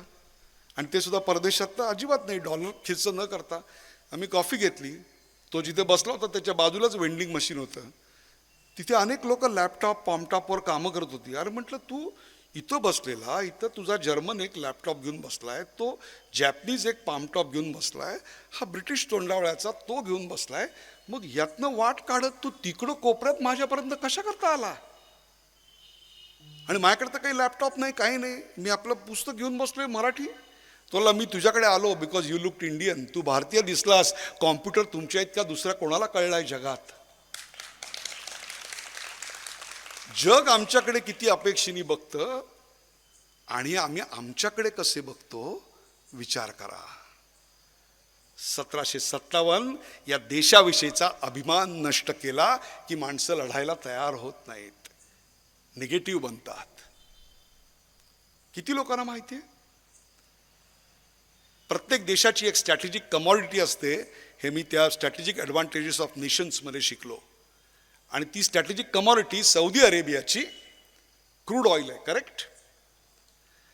मागच्या वर्षी सौदी अरेबियाचा क्रूड ऑइल जेवढा एक्सपोर्ट होता त्याच्यापेक्षा जास्त भारताचा सॉफ्टवेअर एक्सपोर्ट होता. हे कधी तुमच्यापर्यंत माध्यमं आणणार नाहीत, तुमच्यापर्यंत पोहोचणार नाही, कारण त्यामुळे तुम्हाला या देशाच्या सॉफ्टवेअर कॅपॅबिलिटीविषयी अभिमान निर्माण होईल. बँगलोर या एका शहरातून जेवढा सॉफ्टवेअर एक्सपोर्ट होतो तेवढा अख्ख्या सिलिकॉन व्हॅलीतनं सुद्धा आजही होत नाही. आणि ही $140 बिलियन आकडा आपण फक्त 55 लाख सॉफ्टवेअर इंजिनियरच्या आधारे अचीव्ह केला आहे. न्यू एज्युकेशन पॉलिसी जेव्हा 2032 साली पूर्णपणे इम्प्लिमेंट होईल तेव्हा सॉफ्टवेअर इंजिनियर्सची संख्या 55 लाखावरून 1,15,00,000 1,20,00,000 झाली असेल. Our software export would be touching about $300 billion. That will change the balance of payment situation in India's favor. हे चित्र तुमच्या समोर कधीही येणार नाही. हे मी तुम्हाला अशा करता सांगतोय की एक सायलेंट रेव्होल्यूशन या देशात मागच्या 15-20 वर्षात घडतंय. परंतु नकारात्मक बघायची सवय लागल्यामुळे आपल्या देशातली गोष्ट आहे त्याचा अभिमान आपल्याला वाटेलच याची गॅरंटी आता देता येत नाही, म्हणून हा सगळा खटाटोप करतोय. इतक्या करोडो लोकांना बिनचूकपणे सीधा घर पे आता है, सीधा बैंक अकाउंट में आता है असं केलेला जगातला दुसरा देश मला दाखवा. एक देश तरी आहे का ज्या देशाची 48% ट्रान्झॅक्शन देवाणघेवाण ही ऑनलाईन होते, ऑनलाईन. याच्यावर कधी विश्वास ठेवला असता? एका मोठ्या 40,000 कोटीच्या कंपनीचा मी संचालक आहे, सुबानसरी. परवा सकाळी मी तिकडे पोहोचणार आहे, उद्या संध्याकाळी दिल्ली आणि तिथून तिकडे. त्या सुबानसरीला मी होतो, जायला परमिट लागतं तिकडे मिलिटरीचं, होम मिनिस्ट्रीचं. मागे एकदा गेलो तो 3 वर्षापूर्वी आणि सकाळी मॉर्निंग वॉकची सवय आहे. बघा भारत काय बदलला आहे. आणि त्या कॉलनीच्या बाहेर पडलो आणि 3 किलोमीटर असं जंगलचं दृश्य भागातनं जात होतो. तिकडे एक शहाळेवाला दिसला, रोजची सवय ठाण्यातली. म्हटलं शहाळं दे. आणि पहिला सिप घेतला आणि लक्षात आलं आईला खिशात पैसे नाहीत आपल्या. म्हटलं पहिले पिऊन घ्या, म्हणजे नंतर बघू काय. पिऊन घेतलं आणि नंतर मला सांगलं बाबा ही जी कंपनी आहे इथली त्याचा मी डायरेक्टर आहे, number 3 in the company, 40,000 crore. पण आत्ता खिशात 40 रुपये नाहीत रे तुला द्यायला, काय करू? तो म्हटला मोबाईल आहे ना. म्हटलं हो. तो म्हटलं जीपे करा ना. म्हटलं काय? तो म्हटलं हो, 80% लोक मला जीपेच करतात. That's India. आज आयफेल टॉवरवर जायचं असेल तर तुम्हाला फ्रेंच करन्सी न वापरता भारतीय करन्सीत पैसे देऊन जाता येतं. ही नव्या भारताची पहाट आहे. हे 10-15 वर्षापूर्वी हे कधी घडत नव्हतं. एक लक्षात घ्या, जेव्हा 2 देश लढतात तेव्हा कधीही त्यातले 2 राज्यकर्ते लढत नाहीत, 2 धोरणकर्ते आणि मंत्रिमंडळ लढत नाही, तर अवघे देश, त्यातलं वातावरण, लोकांची मानसिकता, तिथली एज्युकेशन सिस्टीम, तिथली इकॉनॉमी, तिथलं इंडस्ट्रियल इन्फ्रास्ट्रक्चर हे लढत असतं. आणि म्हणून गरज आहे पुढच्या 25 वर्षात लोकलाइज्ड विकास न होता तो सर्वदूर पसरणारा विकास व्हायला हवा. आणि ती जबाबदारी फक्त राज्यकर्त्यांची नाही याची उदाहरणं मी पुढे देणार आहे. म्हणून मी आजच तुम्हाला सांगितलं की रावसाहेब घुगे आणि दादा भगत हे दोघं परदेशात होते. मराठवाड्यातली मुलं आहेत ही. एकानी ओरॅकलमध्ये स्वीपरचं काम केलेलं आहे, परत आले आणि बीड जवळच्या आपल्या छोट्याशा गावात 7 मजली इमारत उभारून आय टीचं हब स्वतः चालू केलं. राजकारणीमध्ये आले, वीज कापली तेव्हा सोलार टाकली आणि वीज चालू केली. आणि आज 700 मुलं स्वतःच्या कारनी तिकडे येत आहेत. ज्या कोणाला हे खोटं वाटत असेल त्यांनी आत्ता नाव लिहून घ्या, रावसाहेब घुगे, उदय निरगुडकर टाईप करा. तुम्हाला त्यांचा मी घेतलेला इंटरव्ह्यू दिसेल, तीच गोष्ट दादा भगतची. त्यामुळे तुम्ही जर वाट पाहत असाल की तुमच्या भागाचा विकास करायला कोणतरी देवदूत इकडे येईल, तर देवदूत तुम्ही आहात एवढं लक्षात ठेवा. आणि that is the concept of विकसित भारत. एक आदमी एक एरिया असं असू शकत नाही की एका भागाचा GDP सर्वात जास्त. हे तुम्हाला मी का तळमळीनं सांगतोय. 1947 साली आपलं सरकार आलं, 51-52 साली. उसके बाद 40 साल हमाराच. अंग्रेजों के टाइम पे 23% 4% आलो, मान्य है, पण नंतर तो हमारी सरकार थी. तो हम 4 से 14 क्यों नहीं बने 40 साल में. उसी वक्त जर्मनी और जापान हमसे आगे निकल गया. 70च्या दशकात चीन उघडलं आणि चीन मोठं झालं सिस्टमॅटिकली. पहिले 10 वर्ष ॲग्रिकल्चर, मग मॅन्युफॅक्चरिंग, देन एज्युकेशन. आज दोघांची पॉप्युलेशन सेम. आमच्याकडे 1200 विद्यापीठं आणि चीनमध्ये 19,000 विद्यापीठं. का? आमच्याकडे बंद कोणी केलं होतं? मग 1950 साली आमच्या विकासाची गंगा का नाही शिकली? जगातल्या सर्वोत्तम विद्यापीठात मी इकॉनॉमिक्स शिकलो. Miracle years of economy. दरवर्षी 7.5%, 30 वर्ष वाढलेले देश कुठले होते 50च्या दशकात? तर जर्मनी आणि जपान. तिथे भारत का नव्हता? त्या 40 वर्षात आमची अर्थव्यवस्था, आमची लोकसंख्या, ह्याच्या वाढीचे दर भीतीदायक आहेत. दरडोई उत्पन्न 1.1% वाढलं. म्हणजे यावर्षी उत्पन्न जर 100 रुपये असेल तर पुढल्या वर्षी 101 रुपया. असं 40 वर्ष घडलं. और ये मेरे आंकड़े नहीं है, दिस इज ऑल डॉक्युमेंटेड. आमची लोकसंख्या 2.2% वाढली आणि अर्थव्यवस्था 3.3% वाढली. जेव्हा संपूर्ण आशिया खंड 4.5%, युरोप 5.5% आणि विकसित देश 6.5-7% वाढत होते आणि आम्ही मात्र 3.3% and became a laughing stock, Hindu rate of growth of economy म्हणून आमची हेळसांड टीका केली गेली. आणि मग आम्ही PL 480चे कटोरे घेऊन देशासमोर उभे राहिलो की भीक द्या आम्हाला. आणि आमच्यासारखी लोक 90च्या दशकात गेली ती अविकसित म्हणून आणि परत आली ती सुद्धा अविकसित म्हणून. कुछ तो गलत गया. 90च्या दशकात अशी वेळ आली की घरातलं सोनं गहाण कधी टाकतो माणूस. सोनं गहाण टाकून अर्थव्यवस्था वाचवली. थँकफुली त्यावेळचे प्राईम मिनिस्टर आणि अर्थमंत्री did the right thing. They open the Indian economy, open it for competition, allowed entrepreneurs. 72 साली आपल्याकडे कॉम्प्युटर आणला होता टाटांनी. एक्साईजनी, कस्टम्सनी सोडलाच नाही. का? तर त्याचं क्लासिफिकेशन मशीन असं होतं. ते म्हणले मशीन आहे तो पहिया किधर आहे. पहिया नाही आहे म्हणून 3 वर्ष सडत ठेवला. त्यावेळी JRD टाटांकडे एक तरुण मुलगा आला आणि तो म्हणला, सर चिंता मत कीजिए, हम कॉम्प्युटर की कंपनी खोलेंगे. ती तुमची आजची TCS. मग जर आम्ही त्यावेळेला कॉम्प्युटर अलाउ केला असता तर हे रेव्होल्युशन किती आधी आलं असतं. आज जे इकडे 60-70ची आहेत, आज जे तुमची मुलं बाळं गाड्या घेऊन फिरतायत ते तुम्हालाही फिरता नसतं आलं. तुम्हालाही या संधी उपलब्ध नसत्या आल्या. हे सगळं नाकारलं. कोका कोला नको, चिप्स सगळं IBM परत पाठवली, सगळ्याला नकार. Closed economy. 1956च्या इंडस्ट्रियल पॉलिसीनी 17 सेक्टर्स प्राइवेट सेक्टरला बॅन केली आणि लायसन्स राज. बजाज कितना स्कूटर बनाएगा ये सरकार तय करेगी. क्यों? मार्केट क्यों नहीं तय करेगा. आणि ज्याची मोनोपॉली आहे तो प्राइस ठरवणार आणि तो एकटाच बनवणार. तो क्वालिटी काय को अच्छा करेगा. ती स्कूटर तिरपी करून चालू करायची माहिती आहे का. त्याला विमानं बनवायला दिली असती तर काय झालं असतं मला माहित नाही. माझे आई वडील लायसन्स काढायचे रेडिओसाठी 15 रुपयाचं वर्षाला. वडिलांनी स्कूटर घेतली तेव्हा अख्खी गल्ली बघायला आली होती 1974-75ला. 3 वर्ष थांबले होते वडील पैसे भरून. माझ्या मुलीला सांगितलं तर विश्वास बसत नाही त्यांचा की यू वेटेड फॉर 3 इयर्स. आज 3 दिवस नाही थांबणार कोणी डिलिव्हरीसाठी.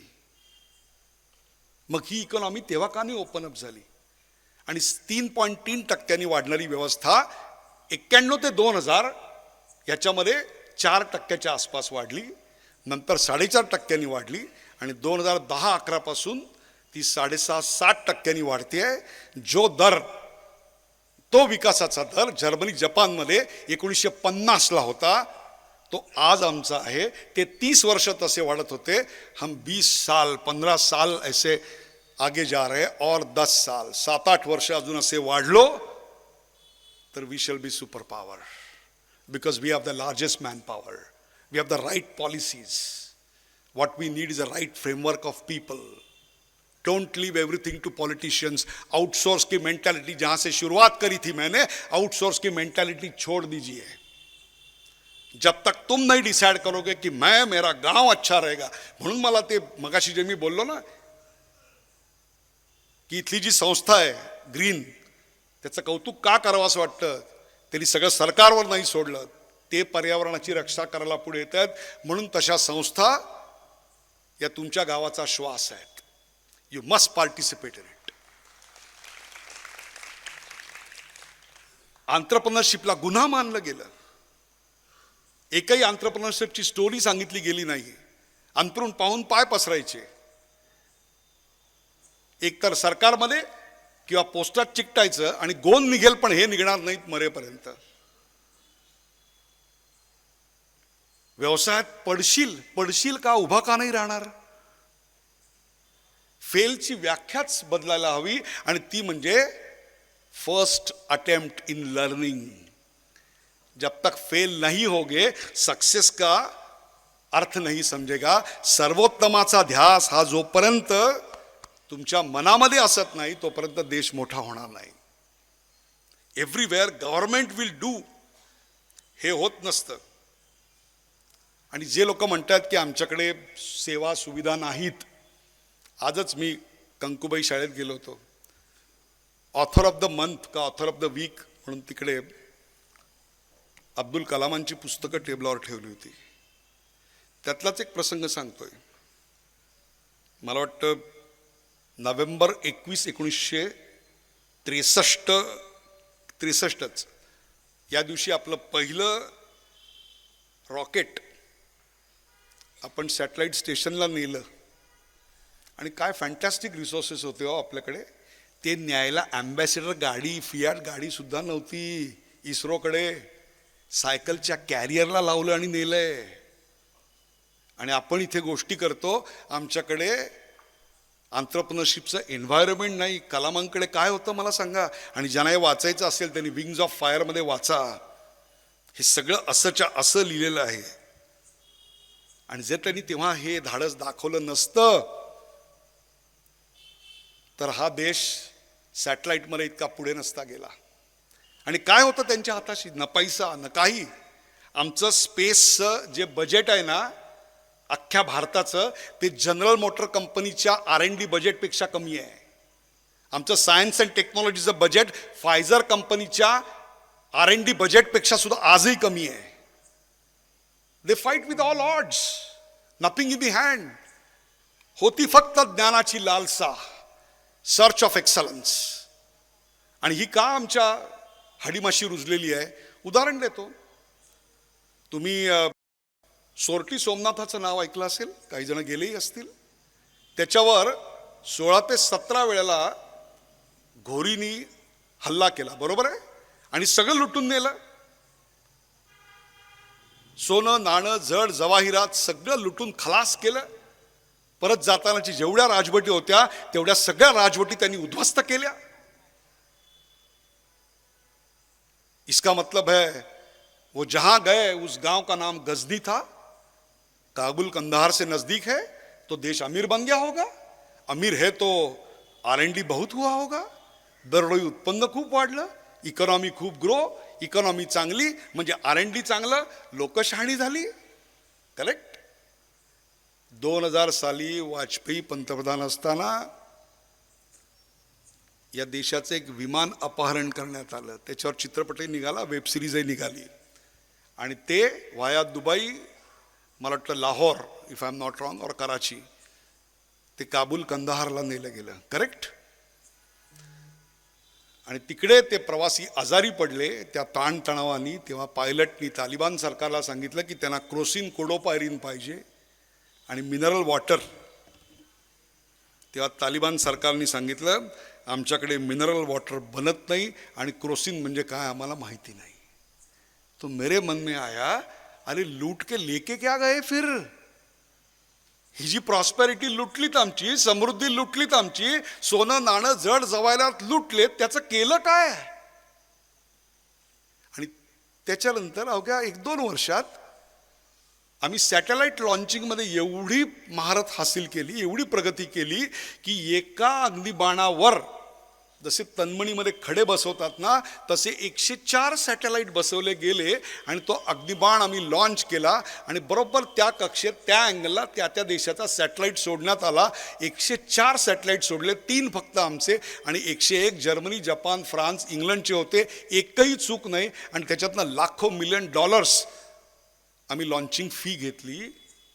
त्या दिवशी लक्षात आलं लुटून संपत्ती नेता येते, हाडीमाशी रुजलेली ज्ञानाची लालसा नेता येत नाही. आता कळलं हा देश मोठा काय. अहो मंगळयान आमचं गेलं ना, हे काढून बघा. त्या मंगळयानच्या अख्ख्या प्रोजेक्टचा जेवढा खर्च झाला ना या देशात, त्याच्यापेक्षा जास्त किंमत एक हॉलिवूड पिक्चर बनायला लागते. आमचं बजेट मंगळयानाचं हॉलिवूड पिक्चरपेक्षा कमी होतं. त्याचं एक कारण म्हणजे the entire Mangalyaan design and launch हे महिलांनी केलं होतं. मुळातच काटकसरी स्वभाव. We are a 10x country, 10x, 10 times better and 10 times cheaper. This is called affordable excellence. श्रीमंतांना श्रीमंत करणारं तंत्रज्ञान नाही आहे. म्हणूनच इकडे पर GB कॉस्ट ही जगातल्या श्रीमंत माणसालाही तीच आहे आणि गरीब बसलेल्या करंजातल्या शेतकऱ्याच्या मुलाला देखील तीच आहे. आणि हेच कोरोनामध्ये दिसून आलं, हेच मंगळयानात दिसून आलं. दुर्दैव असं आहे, त्या सगळ्या महिलांना मी भेटलो. मंगळयान जेव्हा पोचलं मंगळाच्या कक्षेत, त्यांच्या मुलाखती घ्यायची संधी मला मिळाली. तुमच्या घरात जे प्रॉब्लेम असतात ना, ते सगळे प्रॉब्लेम त्यांच्या घरात आहेत.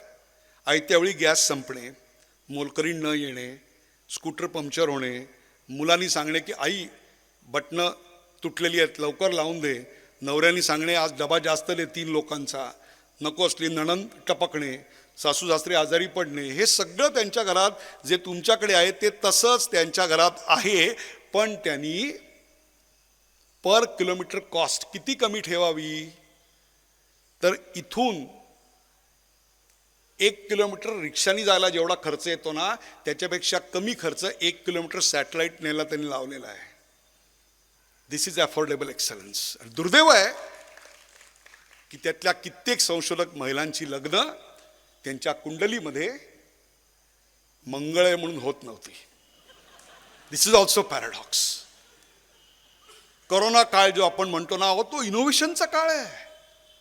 त्या कोरोनामध्ये टेस्टिंग किट जी होती, कोरोना झाला हे कळणार कसं? तर तुमच्या नाकाचा स्वॅब काढून त्या टेस्ट लॅबमध्ये द्यायचा. त्याच्या लॅब लिमिटेड, 2 ते 3 लॅब अख्ख्या देशात, आणि त्याची कपॅसिटी सुद्धा 36% चालू. आणि प्रायव्हेट लॅबचा टेस्टिंग रेट काय जबरदस्त होता, दिवसाला 8. आणि इकडे लाखो लोक मृत्युमुखी पडत आहेत. म्हणून एप्रिल 12, 2020 साली आपण चायनाहून किट मागवली आणि ती फॉल्टी निघाली. म्हणून पुण्यातली एक माय लॅब कंपनी पुढे आली आणि त्यांनी अवघ्या 6 आठवड्यामध्ये टेस्टिंग किट डेव्हलप केली. पहिली वेव्ह. दुसरी वेव्ह आणखीन बेकार होती. आठवा, अनेकांनी आपले प्रियजन गमावले असतील, मित्र गमावलेत. मीही माझे अनेक वर्गमित्र गमावले, वर्गमैत्रिणी गमावल्या. त्यावेळेला रेमडेसिवीर नाही, हॉस्पिटल नाही, बेड नाही, पीपी किट नाही, मास्क नाहीत, ऑक्सिजन नाही. अशा अवस्थेत आम्ही असताना आम्ही testing kit, rapid antigen test नाकात घालायचं आणि द्रावणात बुडवायचं, रंग बदलला की कळणार तुम्हाला नसीब काय आहे. बरोबर आहे. ती आपण एका देशाकडनं मागवली होती, ती कन्साइनमेंट चुकून गेली ती गेली आफ्रिकेमध्ये. आणि हातावर हात धरून नाही बसलो. या देशातल्या छोट्यातल्या गावातली एक संस्था पुढे आली आणि त्यांनी सांगितलं की हम बनाएंगे. $70 आपण परदेशातनं घेत होतो. या कंपनीनी किती डॉलरला डेव्हलप करावी? $70 कुठे आणि $7 कुठे? $7 मध्ये बनवली आणि ती सुद्धा 59 दिवसात. तुम्हाला माहीत नसलेली गोष्ट सांगतो, कोरोनाचा कहर चालू आहे, घराच्या बाहेर मृत्यू घोंगावतोय. अशा वेळेला ती संशोधक टीम घरातनं बाहेर पडत होती, लॅबमध्ये जात होती, 14 16 तास संशोधन करत होती. आणि त्याही संशोधक टीममध्ये 70% महिला होत्या आणि त्याची लीडर सुद्धा महिला होती. तुम्हाला माहीत नसलेली गोष्ट सांगतो, 59व्या दिवशी हे सगळं सबमिट झालं. ICMRने सांगितलं this is the best kit we can get. 95% indigenous भारतीय प्रोडक्ट आहे त्याच्यात, इन्ग्रेडियंट्स. सुटकेचा निश्वास सगळ्यांनी टाकला. आणि दुसऱ्या दिवशी त्या संशोधक टीमची जी प्रमुख होती, मृत्यूचं बाहेर थैमान चालू असताना हॉस्पिटलमध्ये ॲडमिट झाली आणि तिने एका सुंदर गोंडस बाळाला जन्म दिला. मृत्यूचं थैमान चालू असताना ती तुमच्या पुनर्जन्माची, तुमच्या आयुष्याची प्रेरणा मागण्याकरता संशोधन करत होती. हा भारत आहे, ये इंडिया है. तीच गोष्ट आहे वॅक्सिन. काय पहिली बातमी आली? जॉन हॉपकिन्स सेज 40% भारतीय मरणार. सगळ्या मराठी वृत्तपत्रांनी आणि बऱ्याचशा वृत्तपत्रांनी आणि काही मोजो किट घेऊन फिरणाऱ्या पत्रकारांनी ही स्टोरी चालवली. मी घाबरलो, कारण माझ्या घरात मी सोडून सगळे मेडिकल डॉक्टर आहेत. 4 दिवसांनी बातमी आली की जॉन हॉपकिन्सने असं काही म्हटलेलं नाही आहे, हे कोणीही आम्हाला सांगितलं नाही. आणि मग इथे 18 महिन्यात ज्यांनी 7वी पर्यंत पायात चप्पल नव्हती घातलेली अशा एका शेतकऱ्याच्या मुलानं, जो पुढे संशोधक बनला, त्यांनी वॅक्सिन निर्माण केली.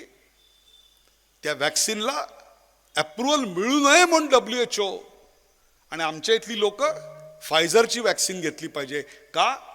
फायझर आमची टांगसाळ गिरवी मागत होतं, आमची पोर्ट आणि एअरपोर्ट गिरवी ठेवा सांगत होतं. आम्ही केलं नाही आणि ती वॅक्सिन आम्ही फक्त स्वतःकडे नाही ठेवली, आम्ही ती संपूर्ण जगाला फुकट दिली. दिस इज इंडिया. हम PL 480 के लिए कटोरा नहीं मांगेंगे, हम तुम्हारे जीवन का दान देंगे, वो भी मोफत. ही वसुदैव कुटुंबकमची भावना सांगणारा हा देश. का अमेरिकेने का नाही दिली हो? जर्मनी जपानने का नाही दिली? फक्त तुमच्या देशाने दिली. आणि पहिल्यांदा जेव्हा वॅक्सिनेशन चालू झालं तेव्हा अग्रलेख लिहिले गेले आपल्याकडे, अरे एवढा रेट कमी आहे, आता संपूर्ण भारताला वॅक्सिनेट करायला 3 वर्ष लागतील. या पंतप्रधानाच्या वाढदिवसाला 2,67,00,000 लोकांना एका दिवसात लसीकरण केलं गेलं. त्याचं कौतुक करताना मात्र हात आखडता घेतला की पंतप्रधानाच्या वाढदिवसाला का केलं याचं कौतुक नाही. ज्यांनी 190 वर्ष राज्य केलं ना, त्या इंग्लंडला जर आम्ही लसीकरण करायचं ठरवलं असतं या रेटनी, तर 4थ्या दिवशी लसीकरण करून परत पाठवलं असतं. That's India. हा भारत आहे. हेपॅटायटिस B जर कोणी त्याची लस घेतली नसेल तर कृपा करून घ्या. It's very deadly. त्याची जी वॅक्सिन निर्माण झाली भारतामध्ये, त्याची किंमत परदेशापेक्षा 40% नाही, 40 पटीनं कमी आहे. कॅट्रॅक्ट सर्जरी 100 पटीनं कमी आहे. ऑर्थोपेडिक सर्जरी जर तुम्हाला इकडे करायच्या असतील त्या सुद्धा आपल्याकडे 100 ते 150% कमी आहेत. ओपन हार्ट सर्जरी 20 टाइम्स एवढ्या कमी आहेत. हे सगळं मी तुम्हाला अशा करता सांगतोय की हे तुम्हाला कधीही समोर येत नाही. तुम्हाला येतो भारत, तो कोण रिझर्वेशनसाठी भांडतोय, कोण याच्यासाठी करतोय, आणि सगळ्याच्या कहाण्या येतात.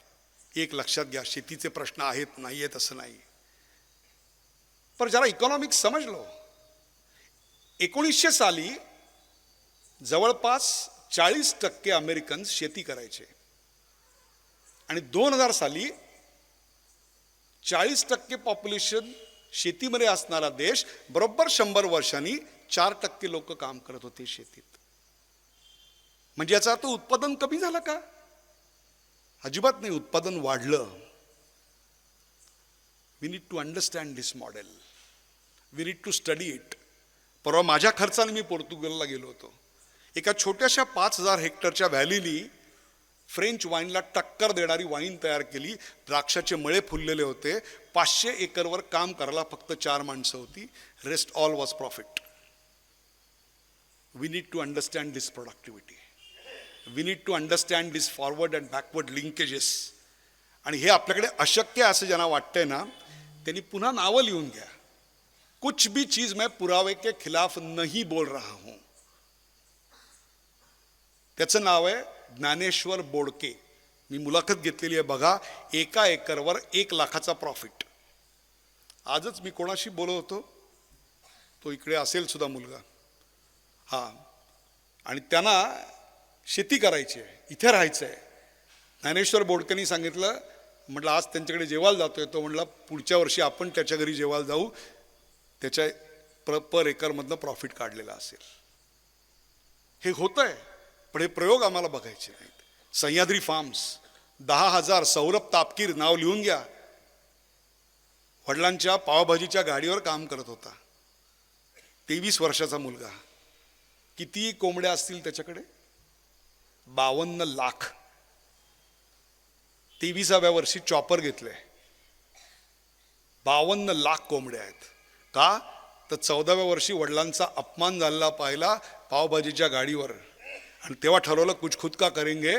ग्रामीण भागात राहून व्यवसाय उभा केला. दादासाहेब भगत, रावसाहेब गुगे, किती तुम्हाला सांगू. फोन ॲप्लिकेशनवर इतकी मुलं आत्ता ग्रामीण भागातली रिसर्च करतायत. परवा मी उत्तर प्रदेशमध्ये एका ठिकाणी गेलो होतो. वीज नसते, फोन चार्ज कसा करणार? बरोबर आहे. चूल, बाहेरचा भाग गरम होतो, बरोबर आहे. त्याला एक इन्स्ट्रुमेंट लावलं होतं आणि त्याची वायर मोबाईलला होती. तो इसके गर्मी से मोबाईल चार्ज होता है. ये जुगाड़ है, ये कहीं नहीं दिखेगा तुमको, ये सिर्फ हिंदुस्तान में है. दिस इज अफोर्डेबल एक्सेलन्स. पटकन श्रीमंती, चंगळवाद हे आमचं ध्येय नाही, तर इनोव्हेशन फॉर ऑल हे या देशात घडत आलेलं आहे. म्हणून सांगतो, या विकसित भारतात काय काय घडतंय. वेळेअभावी फक्त 4 उदाहरणं देतो. राहुल रस्तोगी, नाव लिहून घ्या, चेक करा. राहुल रस्तोगीनी संकेत डिव्हाइस अशा नावाचं एक पोर्टेबल ECG इक्विपमेंट काढलंय. त्याच्यात 2 अंगठे ठेवायचे आणि ते 2 अंगठे 15 सेकंदापर्यंत तुम्ही धरलेत आणि मग हृदयावर 6 ठिकाणी ते लावलत तर तुमचा ECG काही क्षणात निघतो. ॲमेझॉनवर 4,500 रुपयाला हे इन्स्ट्रुमेंट अवेलेबल आहे आणि एका ECGची किंमत ₹5 पर पर्सन. फक्त 30 लाख लोकांचे ॲक्युरेट ECG निघालेले आहेत. Correct? Check if you want. Rahul Rastogi, Sanket devices, available on Amazon. दुसरा आहे मिस्किन इंगवले. त्यांनी एक समस्या पाहिली की ग्रामीण भागांमध्ये महिला हिमोग्लोबिन कमी की शिकार होते हैं. तशातच मुलांना जन्म देतात, ते पण तसेच असतात. इकॉनॉमिक बर्डन येतं, मुलं कुपोषित जन्माला येतात. जाऊन छोट्या पाड्यावर ब्लड टेस्ट कसं करणार? निर्जंतुक सिरिंज, ट्रेन डॉक्टर, हे सगळं कसं करणार? त्या मुलांनी 3,500-4,000 रुपयाचं असं एक इन्स्ट्रुमेंट डेव्हलप केलं. त्याच्यावर फक्त बोट ठेवायचं, 1 मिनिटभरात त्या खिडकीमध्ये तुमचं हिमोग्लोबिन कळतं. लॅन्सेटनी दुसऱ्या महायुद्धानंतरचं नॉन इन्व्हेजिव्ह सर्वोत्तम इनोव्हेशन म्हणून त्याला अवॉर्ड दिलेला आहे. आणि हे कोरोनाच्या काळात घडलं हे आम्हाला माहिती नाही. मिहिर शहा, सगळी नावं सांगतोय, लिहून घ्या, चेक करा, कोई झूठ नहीं बोल रहा हूं. मिहिर शाह, त्यांनी आपल्या एका नातेवाईक आजीला ब्रेस्ट कॅन्सरनी मरताना बघितलं. तो चार्टर्ड अकाउंटंट करत होता मला वाटतं. काय करणार, कसं खेडेगावामध्ये राहणारी शहरातल्या स्त्रिया आपल्या आरोग्याबद्दल बेफिकीर असतात, कुटुंबाला प्राधान्य देतात आणि त्यातून स्तनांचा कॅन्सर, गाठ कधीच बोलत नाहीत. डॉक्टरांनी सांगितलं लवकर आणलं असतं तर वाचली असती. अरे गाव में रहेगी तो कैसे पता चलेगा. तो म्हणला असं काहीतरी इन्स्ट्रुमेंट डेव्हलप केलं पाहिजे की जे गावातली अंगणवाडी दाईसुद्धा चालवेल. 3 वर्षाच्या खटाटोपानंतर त्यांनी एक असा स्कॅनर तयार केला. तो छातीवरनं फिरवायचा, इमेजेस कॅप्चर करतो आणि त्या इमेजेस मग घेऊन तुम्ही जेव्हा इंटरनेटचं कनेक्शन येईल तेव्हा कॅन्सर रिसर्चला पाठवा. तिथे स्कॅन केलं जाईल. लंप असेल तर there is a possibility of cancer, lump नसेल तर you are cleared of cancer. Lump असेल तर बायोप्सीसाठी उद्या डिस्ट्रिक्ट टाउनला घेऊन या. डिस्ट्रिक्टला आपण बायोप्सी करू, मग कळेल कॅन्सर आहे का नाही आहे. Early detection is cure. फक्त 25 लाख स्कॅन केलेले आहेत आणि ते सगळे ॲक्युरेट निघालेले आहेत. हे आमच्यापर्यंत कधी पोचलं नाही, हे आत्ताच झालं. आणखीन एक तुम्हाला सांगतो. कोरोनाच्या काळात कोचीनमध्ये एका मुलांनी पाहिलं की गटार वाहत आहे, ते हे झाकणात सगळं घाण बाहेर येते आहे, भूमिगत गटाराची. आणि नंतर त्यांनी पाहिलं की एक माणूस ते साफ करतोय, नाही झालं. शेवटी तो खाली उतरला आणि त्याच्या अंगाला सगळी आपली घाण चिकटलेली होती. तसाच बाहेर आला आणि लोक नाक मुरडत चाललेली होती की काय घाण आहे. अरे घाण तुमची आहे, तो साफ करायला आलेला होता आणि त्याला कुठे पाणी मिळत नव्हतं स्वच्छ व्हायला. तशाच अवस्थेत तो कुठेतरी गेला, स्वतःला स्वच्छ केलं. पण त्याहीपेक्षा सुद्धा त्यांची मुलं जेव्हा शाळेत जातात आणि शिक्षक विचारतात की सांगा बघू तुमचे वडील काय करतायत, कोण म्हणतात उद्योजक आहेत, कोण म्हणतात वकील आहेत, कोण म्हणतात बँकर आहेत, कोण म्हणतात चार्टर्ड अकाउंटंट आहेत. ह्यांच्या मुलांनी काय सांगायचं, आमचा बाप रोज मॅनहोलमध्ये उतरतो, घाणीत उतरतो, सगळी घाण अंगाला लावून येतो, ती दुर्गंधी घरभर छोट्या घरात वास मारते आणि म्हणून तो कच्ची दारू पितो आणि 40शीला मारतो. No dignity of labour. त्या मुलांनी त्यांना अवॉर्डचे मिळालेले पैसे टाकले, शिक्षकांनी घरच्यांनी पैसे दिले. 3 वर्ष सतत फेल्युअर. 3 वर्षानंतर त्यांनी ट्रायपॉड स्टँडवरचा एक रोबो बनवला. आता माणूस होलमध्ये उतरत नाही, तो रोबो होलमध्ये जातो आणि सगळी घाण बाहेर काढून फेकतो. त्याहीपेक्षा सुद्धा सफाई कर्मचाऱ्यांची मुलं जेव्हा शाळेत जातात तेव्हा शिक्षक विचारतात सांगा बघू तुमची वडील काय करतात. तेव्हा ते सांगतात ते डॉक्टर आहेत, कोण म्हणतो वकील आहे, कोण म्हणतो चार्टर्ड अकाउंटंट आहेत. ही मुलं सीना तान के कहते हैं मेरा बाप रोबो ऑपरेटर है. हा बदल सायन्सने घडवला. हायड्रोजन बोट 2 वर्षापूर्वी या देशात सुरू झाली. किती लोकांना माहिती आहे, 3000 हायड्रोजन बोटी पुढल्या 2 वर्षात या देशातल्या नद्यांमध्ये वाहतूक करायला येणार आहे, where the transport cost is less. आज हे जे रस्ते, आज हे रेल्वे उभे राहते याची किंमत तुम्हाला आज नाही कळणार, आज से 3-4 साल बाद मेरे को पूछना. याचं कारण असं आहे, आपली ट्रान्सपोर्ट कॉस्ट जी आहे, लॉजिस्टिक कॉस्ट, ती जागतिक मार्केटमध्ये 12 आणि 15% एवढी आहे. ती चीन आणि अमेरिकेची आणि जपान जर्मनीची 4 ते 6% आहे. या गतिमान वाहतुकीमुळं आपली लॉजिस्टिक कॉस्ट 4 ते 6%वर पुढच्या 5 वर्षात येईल and we will be most competitive on the earth. इथल्या टॅलेंटलाच अट्रॅक्ट करण्याकरता 1200 मल्टीनॅशनल कंपन्यांनी त्यांची R&D सेंटर्स इथे केलेली आहेत. हा मोबाईल उडून मागची बाजू ॲपल, मागची बाजू बघा मग कळेल.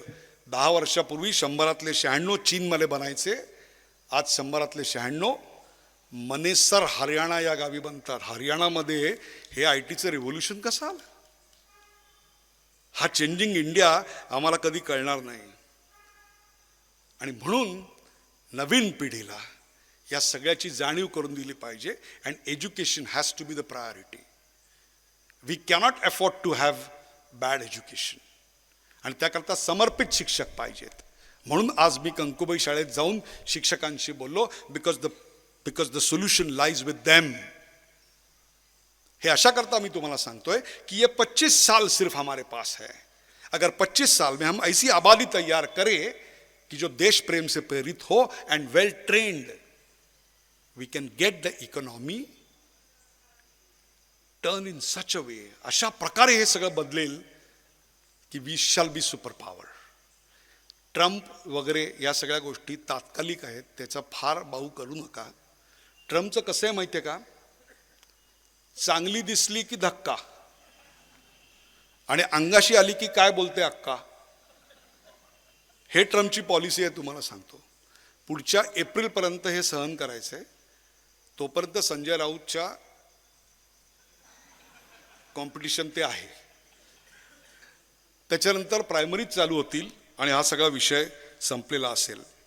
आजच तुम्हाला मी सांगतो, जनधन, आधार आणि मोबाईल याच्यावर आधारित एखादं ॲप जर एखाद्या कॉलेजमध्ये निर्माण होत असेल तर एंजल इन्व्हेस्टर्स रांग लावून उभे आहेत.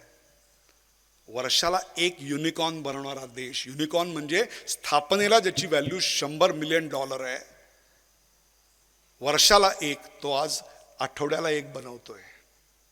What terrific kind of research मुलं करतायत. आज दुपारीच मी एक फोन केला होता, आठवतंय, आणि खोटं वाटत असेल तर आत्ता सांगा, आत्ताही करतो. एका मुलांनी प्रॉब्लेम बघितला. काय, एका मुलीचा हात गेला होता, त्यामुळे लाजीरवाणं जिनं तिच्या नशिबी होतं. त्यामुळे आर्टिफिशियल हात का नाही घेत? 22, 23, 25 लाखाला कसा परवडणार? आणि असे 2 कोटी हात आणि पाय आपल्याला पाहिजेत. आयदर जन्मांग व्यंग होतं किंवा ॲक्सिडेंटमुळे झालेलं होतं. तो म्हणला मैं इस पे काम करेगा. 2 वर्षात त्यांनी खटाटोप करून शिक्षण सोडून दिलं. डिप्लोमा इंजिनिअरिंगच करत होता. प्रोटोटाईप घेऊन IIT कडे गेला. IIT मुंबईनी पहिले विचारलं, तुम कहाँ से आते हो? तर त्यांनी डिप्लोमा इंजिनिअरिंग आणि ते सुद्धा सोडले. कॉलेजचं नाव सांगलं, ते पहिले भाग जा, या ऐसे लोगों को एंट्री नाही आहे. त्या दिवशी IIT मुंबईच्या समोरच्या फुटपाथवर हा पोरगा झोपला. प्रशांत गाडे नाव, लिहून घ्या, बघा त्याचे व्हिडिओज, सगळ्याचे पुरावे आहेत आपल्याकडे. आणि पुढे 2 वर्ष धक्के खाल्ले. शेवटी जयपूर फूटवाल्यांनी त्याला 10,000 रुपयाची स्कॉलरशिप दिली. 5-7 किलोमीटर लांब घर, एक छोटीशी झोपडी टाईप चाळीतलं घर, 7 किलोमीटर चालत, 7 किलोमीटर चालत, 1 वेळा जेवायचं आणि रात्री पाणी पिऊन झोपायचं. जिद्द मनात एकच की मी असा हातपाय बनवेन की जो प्रत्येक गरीब माणसाला सुद्धा अफोर्डेबल असेल. 3 वर्षाच्या अथक अपयशानंतर, this is where I realise the definition of fail is not fail, it is first attempt in learning. आणि त्यांनी 25-30 लाखाचा हात कितीत बनवला असेल? 20 लाख में परवडेगा? 15 लाख, 10 लाख, 5 लाख, 2 लाख परवडेगा? सफाई कर्मचारी आहे, परवडेल का त्याला? 15,000 रुपयात बनवलाय, 15,000 रुपये. आणि ज्या कोणाला हे खोटं वाटत असेल त्यांनी कार्यक्रमाच्या नंतर या, ह्या माईकवर मी पुन्हा येईन आणि प्रशांत गाडेला फोन लावीन. हे सगळं आत्ता घडतंय आपल्या देशात. प्राची शेवगावकर नाव फर्ग्युसन कॉलेजच्या कॅन्टीनमध्ये बसून नुसत्या गप्पा नाही मारल्या, क्लायमेट चेंजबद्दल बोलली नाही ती. तिने एक ॲप तयार केलं. मोठ्या कारखान्यांचं किती प्रदूषण निघतं ते सोडा, तुमच्या जीवनात किती कार्बन तुम्ही निर्माण करता रोज, ह्याच्याकरता एक ॲप तयार केलं. 125 देशातली लोक ते ॲप वापरतात. आणि त्याच्यातल्या 2 माणसांचं नाव व्लादिमीर पुतीन आणि अंजेला मर्केल हे आहे. फर्ग्युसन कॉलेजच्या कॅन्टीनमध्ये बसून कुठली बॅकग्राऊंड नसताना तिने हे तयार केलेलं आहे. हे सगळं मी तुम्हाला अशा करता सांगतोय, ज्या कोणाला वाटत असेल की आपण मोठ्या शहरात जन्माला आलो नाही, आपल्या घरची बॅकग्राऊंड श्रीमंतीची नाही, आपले आई वडील आमदार खासदार नाहीत, आपल्याला आमदार खासदाराची पोरगी पटवता येत नाही आहे, अशांचं आयुष्यात काहीही अडलेलं नाही. हात वर करा, किती लोकांनी अलेक्सा वापरलंय किंवा पाहिलंय? अलेक्सा कुछ 5-10% तो लोग है. कोणी शोधलं हो? ॲमेझॉनने ना. ज्याचे वडील प्लंबरचं काम करतात, प्लंबर, नाशिक जवळच्या उपनगरात, त्या धैर्य दंडनी शोधलेले आहे. ते नाव लिहून घ्या, त्याचे व्हिडिओ बघा. मी तुम्हाला अशा करता सांगतोय की विकसित भारत बनायचा असेल तो केवळ मुंबई, ठाणे, पुणे, दिल्ली, हैदराबाद, बँगलोर, चेन्नई इथे बनून चालणार नाही. तो अशा छोट्या गावातल्या इनोव्हेशन पासून सुद्धा बनायला हवा. And that's what the message is. जब तक यहाँ की आबादी नहीं डिसाइड करती कि I want to change the fate of my city, I want to change the fate of my village, मला माझ्या कुटुंबाचं भविष्य बदलायचं आहे, आणि तो जोपर्यंत निगेटिव्हिटी दूर ठेवत नाही तोपर्यंत देशाची प्रगती होऊ शकत नाही. ऐसा कभी नहीं होता कि देश महान है और लोग छोटे आहेत, असं कधी होत नाही. किंवा लोक महान आहेत आणि देश छोटे आहे, असं कधी होत नाही. Wien collectively everyone decides. आणि 5 प्रकारची लोक प्रत्येकाच्या आयुष्यात येणार आहेत. पहिले ते त्रस्त आहेत, त्रस्त. त्यांना सांगा, अहो ते उदयन निरगुडकर येणार आहेत, 30 वर्ष 86 वेळा अमेरिकेला गेला माणूस, 4 पुस्तकं टेक्स्टबुक आहेत, ऐकायला जायला पाहिजे. त्रस्त आहे, काय करणार, असं झालं तर. त्रस्त, कायम त्रस्त. बघा आपल्या आजूबाजूला कुटुंबात आणि कामाच्या ठिकाणी असे आहेत की नाही. कंप्लेंट मास्टर, कायम खांदा शोधतात, त्रस्त. दुसरे असतात ते व्यस्त असतात, क्षणाची फुरसत नाही, दिडकीची कमाई नाही आणि घंट्याची पत नाही. बघा कायम बिझी, कशा करताही बोलवा त्यांना, बिझी. अरे ते गो ग्रीन नावाची संस्था आहे, आपण काहीतरी मदत करायला पाहिजे. आत्ता नको रे, पुढल्या वर्षी. अरे तोपर्यंत पावसाळा जाईल ना, ते झाडं लावायचं काम करतायत, काय होणार, व्यस्त. तिसरे असतात ते सुस्त, जन्माचा आनंद नाही, मृत्यूचं दुःख नाही, ठेविले अनंते तैसेची राहावे. पुन्हा अध्यात्माची गोष्ट सांगणार आहे. ठेविले अनंते तैसेची राहावे असं आपल्याकडे सांगितलेलं नाही. असं असतं तर सकाळी उठल्यानंतर कुठला श्लोक म्हणायला सांगितलंय तुम्हाला? कराग्रे वसते लक्ष्मी, लक्ष्मी पहिले आहे, कर मध्ये सरस्वती, कर मूले तू गोविंदम, गोविंद नंतर आहे, प्रभाते कर दर्शनम, खुद के हात की ताकद पहचानो. लक्ष्मीची पूजा सांगितलेली आहे पहिल्यांदा. म्हणून काल कोजागिरीला लक्ष्मीची पूजा. त्याच्यानंतर मी आज बोलायला आलोय की जर भारताला श्रीमंत करायचं असेल, विकसित करायचं असेल, तर प्रत्येकाच्या घरी ही विद्यालक्ष्मीची पूजा झाली पाहिजे. आज त्रस्त, व्यस्त, सुस्त, नाकी शिंक, वाहण्यात पाय, तोंडात जांभई, मरणाचं सुतक नाही, जन्माचं सोयर नाही. आणि चौथे असतात ते राजकीय पक्षात खूप असतात, आणि ते म्हणजे स्वस्त. त्यांना काहीतरी कॉन्फिडेन्शियल सांगा, हे सांगू नको बरं का कोणाला, हे जरा असं आहे. तुम्ही वळलात की BBC ला लाजवेल अशा ह्यानी खट खट खट चालू लगेच. अशीच 90% माणसं आयुष्यात राहणार आहेत, लक्षात ठेवा. तुम्ही कुठेही काम करा, मुंबईत करा, कलकत्त्यात करा, चेन्नईत करा, काही वेगळं नाही आहे. 5% माणसं अशी असतात की त्यांना सांगा, अरे तुम्हाला करंजाला भाषणाला जायचंय, लोकांशी बोलायचंय, काल रात्री तू परदेशातनं आला, आज इथे, उद्या सकाळी पुन्हा गेलो की लगेच 2 तासात दिल्ली, मग पुढं आसाम, नागालँड, तिथून आलो की बँगलोर, हैदराबाद, पुणे, मग दिवाळी, मग पुन्हा 12 दिवसाचा परदेश दौरा. कशाला करंजाला जातो? तो म्हणतो नाही मुझे जाना है, लोगों से बात करनी है. अरे काय फरक पडणार आहे? अशी काय मुलं प्रेरित होतात का सांगून मुझे मालूम है, ऐ वतन की रेख मुझे एडिया रगड़ने दे.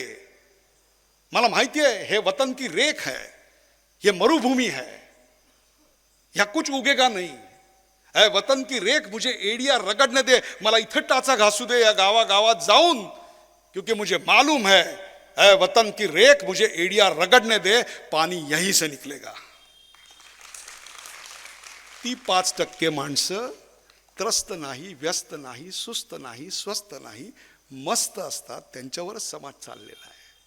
Now you have to decide whether you want to be like that. In the end I will share 2-3 things. काय एज्युकेशन बदललं पाहिजे, एक्सपायरी डेट पाहिजे सिलेबसला, मेथड्स बदलल्या पाहिजेत शिकवण्याच्या. मी स्वतः ह्याच्यात खूप काम केलंय म्हणून तुम्हाला सांगतो. एक कुत्रा होता, तो आजारी पडला, डॉक्टरकडे घेऊन गेला मालक, त्यांनी त्याला औषध दिलं, कुत्र्याला द्यायचा प्रयत्न केला, त्यांनी नाही केलं, शेवटी हातपाय बांधले, तोंड बांधले, आत घातलं, त्यांनी हिसडा दिला, बाटली फुटली. मालक म्हणला, अरे एवढ्या महागाचं तुला औषध आणलं, जा आता. हातपाय सोडले, तोंड सोडलं, त्यांनी सांडलेलं चाटायला सुरुवात केली. औषधाला विरोध नव्हता, द्यायच्या पद्धतीला होता. दिस इज वेअर एज्युकेशन डिफर्स. एखादा लहान मुलगा जेव्हा आजारी पडतो तेव्हा त्याला आपण डॉक्टरांकडे घेऊन जातो, डॉक्टर औषध देतात, आपण ते विकत घेताना त्याची किंमत बघत नाही, त्याची एक्सपायरी डेट बघतो. Because expired medicine is harmful to consume. Expired medicine शरीराला अपायकारक आहे. पण मग तोच मुलगा जेव्हा 11वी-12वीला शिकायला जातो तेव्हा त्याचा सिलेबस हार्मफुल आहे की नाही कन्झ्युम करायला, एक्सपायर्ड आहे की नाही हे कोण बघणार? If expired medicine is harmful, how come expired syllabus not? आणि त्यातून शिकवण्याच्या पद्धतीला अशा एज ओल्ड आहेत. सगळं teacher centric, nothing is learner centric. विषय खूप मोठा आहे, कधीतरी वेगळं भाषण द्यायला येईल. जाता फक्त याची झलक देतो काय आहे फरक यातला, टीचर आणि लर्नर सेंट्रिक. एक गाव होतं, एक त्याच्याकडे कुत्रा होता, पांढरा पॉमेरियन डॉग. तो एका चौराहे पे जाके बोला, मी माझ्या कुत्र्याला गायला शिकवलंय. लोक म्हणली काय गायला शिकवलंय? त्याला कळलं आमच्या भाषेत TRP मिळाला. पुढच्या चौकात गेला, मी माझ्या कुत्र्याला गायला शिकवलंय. लोकांनी थांबवलं, इकडे अरे काय बोलला, कुत्र्याला गायला शिकवलंय? हो म्हणे, कुत्र्याला गायला शिकवलंय. हे काय फेकतो, दाखव बघू तू. या उद्या सकाळी 10 वाजता घराच्या परसदारी 5-10 हजार लोक वस्तीचं गाव. वार्ता पसरली, अरे ज्ञानेश्वराच्या रेड्यानंतर जगातलं 8वं आश्चर्य, आपल्या गावात गाणारा कुत्रा. नटून थटून सगळेजण, आबाल वृद्ध स्त्री पुरुष सगळे जमले. बरोबर 10 वाजता कुत्र्याला घेऊन बाहेर आला, पॉमेरियन डॉग. सगळेजण आता बघायला लागले, अशीच शांतता. आणि त्यांनी कुत्र्याला आज्ञा दिली, टॉमी गा. कुत्र्याने तोंड उघडलं आणि कुत्रा चक्क भुंकायला लागला. अहो कुत्रा आहे, गाईल कसा? लोक म्हणले, तू तर म्हणला गायला शिकवलंय. तो लहो मी शिकवलंय असं म्हणलं. तो शिकला असं कुठे म्हणलं? कळलं आपल्या एज्युकेशन सिस्टीमचं काय होतंय? ह्या विषयावर 3 तास बोलू शकेन, एवढी एज्युकेशन मेथॉडॉलॉजीवर रिसर्च केलेलं आहे एकेकाळी. If we change this will be a game changer. Bharat खूप बदलतोय, प्रचंड प्रमाणात बदलतोय. सोलापूरला एका पदवीदान समारंभासाठी बोलवलं होतं. पुण्यापर्यंत गाडीनं गेलो. नंतर काय वाटलं, काम केलं दिवसभर, शेवटी टाय कोट काढला ठेवला. म्हटलं मला पुणे स्टेशनला सोडा. तर बॉडीगार्ड आणि ड्रायव्हर म्हटला, सर कशा करता? म्हटलं नाही मी आज ट्रेननी जाणार आहे. हा सर ऐसा क्या करते? म्हटलं नाही तुम जाओ, मला स्टेशनला घ्यायला या, नाही तर तिथे जाऊन हॉटेलमध्ये झोपा, मी येईन माझा. मग तिकीट विंडो शोधली, तिकीट काढला. म्हटलं कधी आहे ट्रेन? ते बोलले 15 मिनिटांनी आहे. चहा प्यायला गेलो, गाडी आली, अनारक्षित डिबा शोधला, जाऊन बसलो. मी तिकडे पाहिल्यानंतर लोकांना आश्चर्य, अरे TV वर दिसणारा माणूस इकडे. लोक फोटो काढतायत, कोण सह्या करतायत. समोर एक मुस्लिम दाम्पत्य बसलं होतं, 3 मुलं होती. मला मुस्लिम कळलं कारण तिने बुरखा घातला होता आणि त्यांनी टोपी घातली होती. मला मुलगी बघत होती माझ्याकडे. TC आला, सर तुम्ही इकडे कुठे बसताय, डिफरन्स भरा, AC मध्ये जागा आहे. नाही म्हटलं आज इथूनच प्रवास करायचा आहे.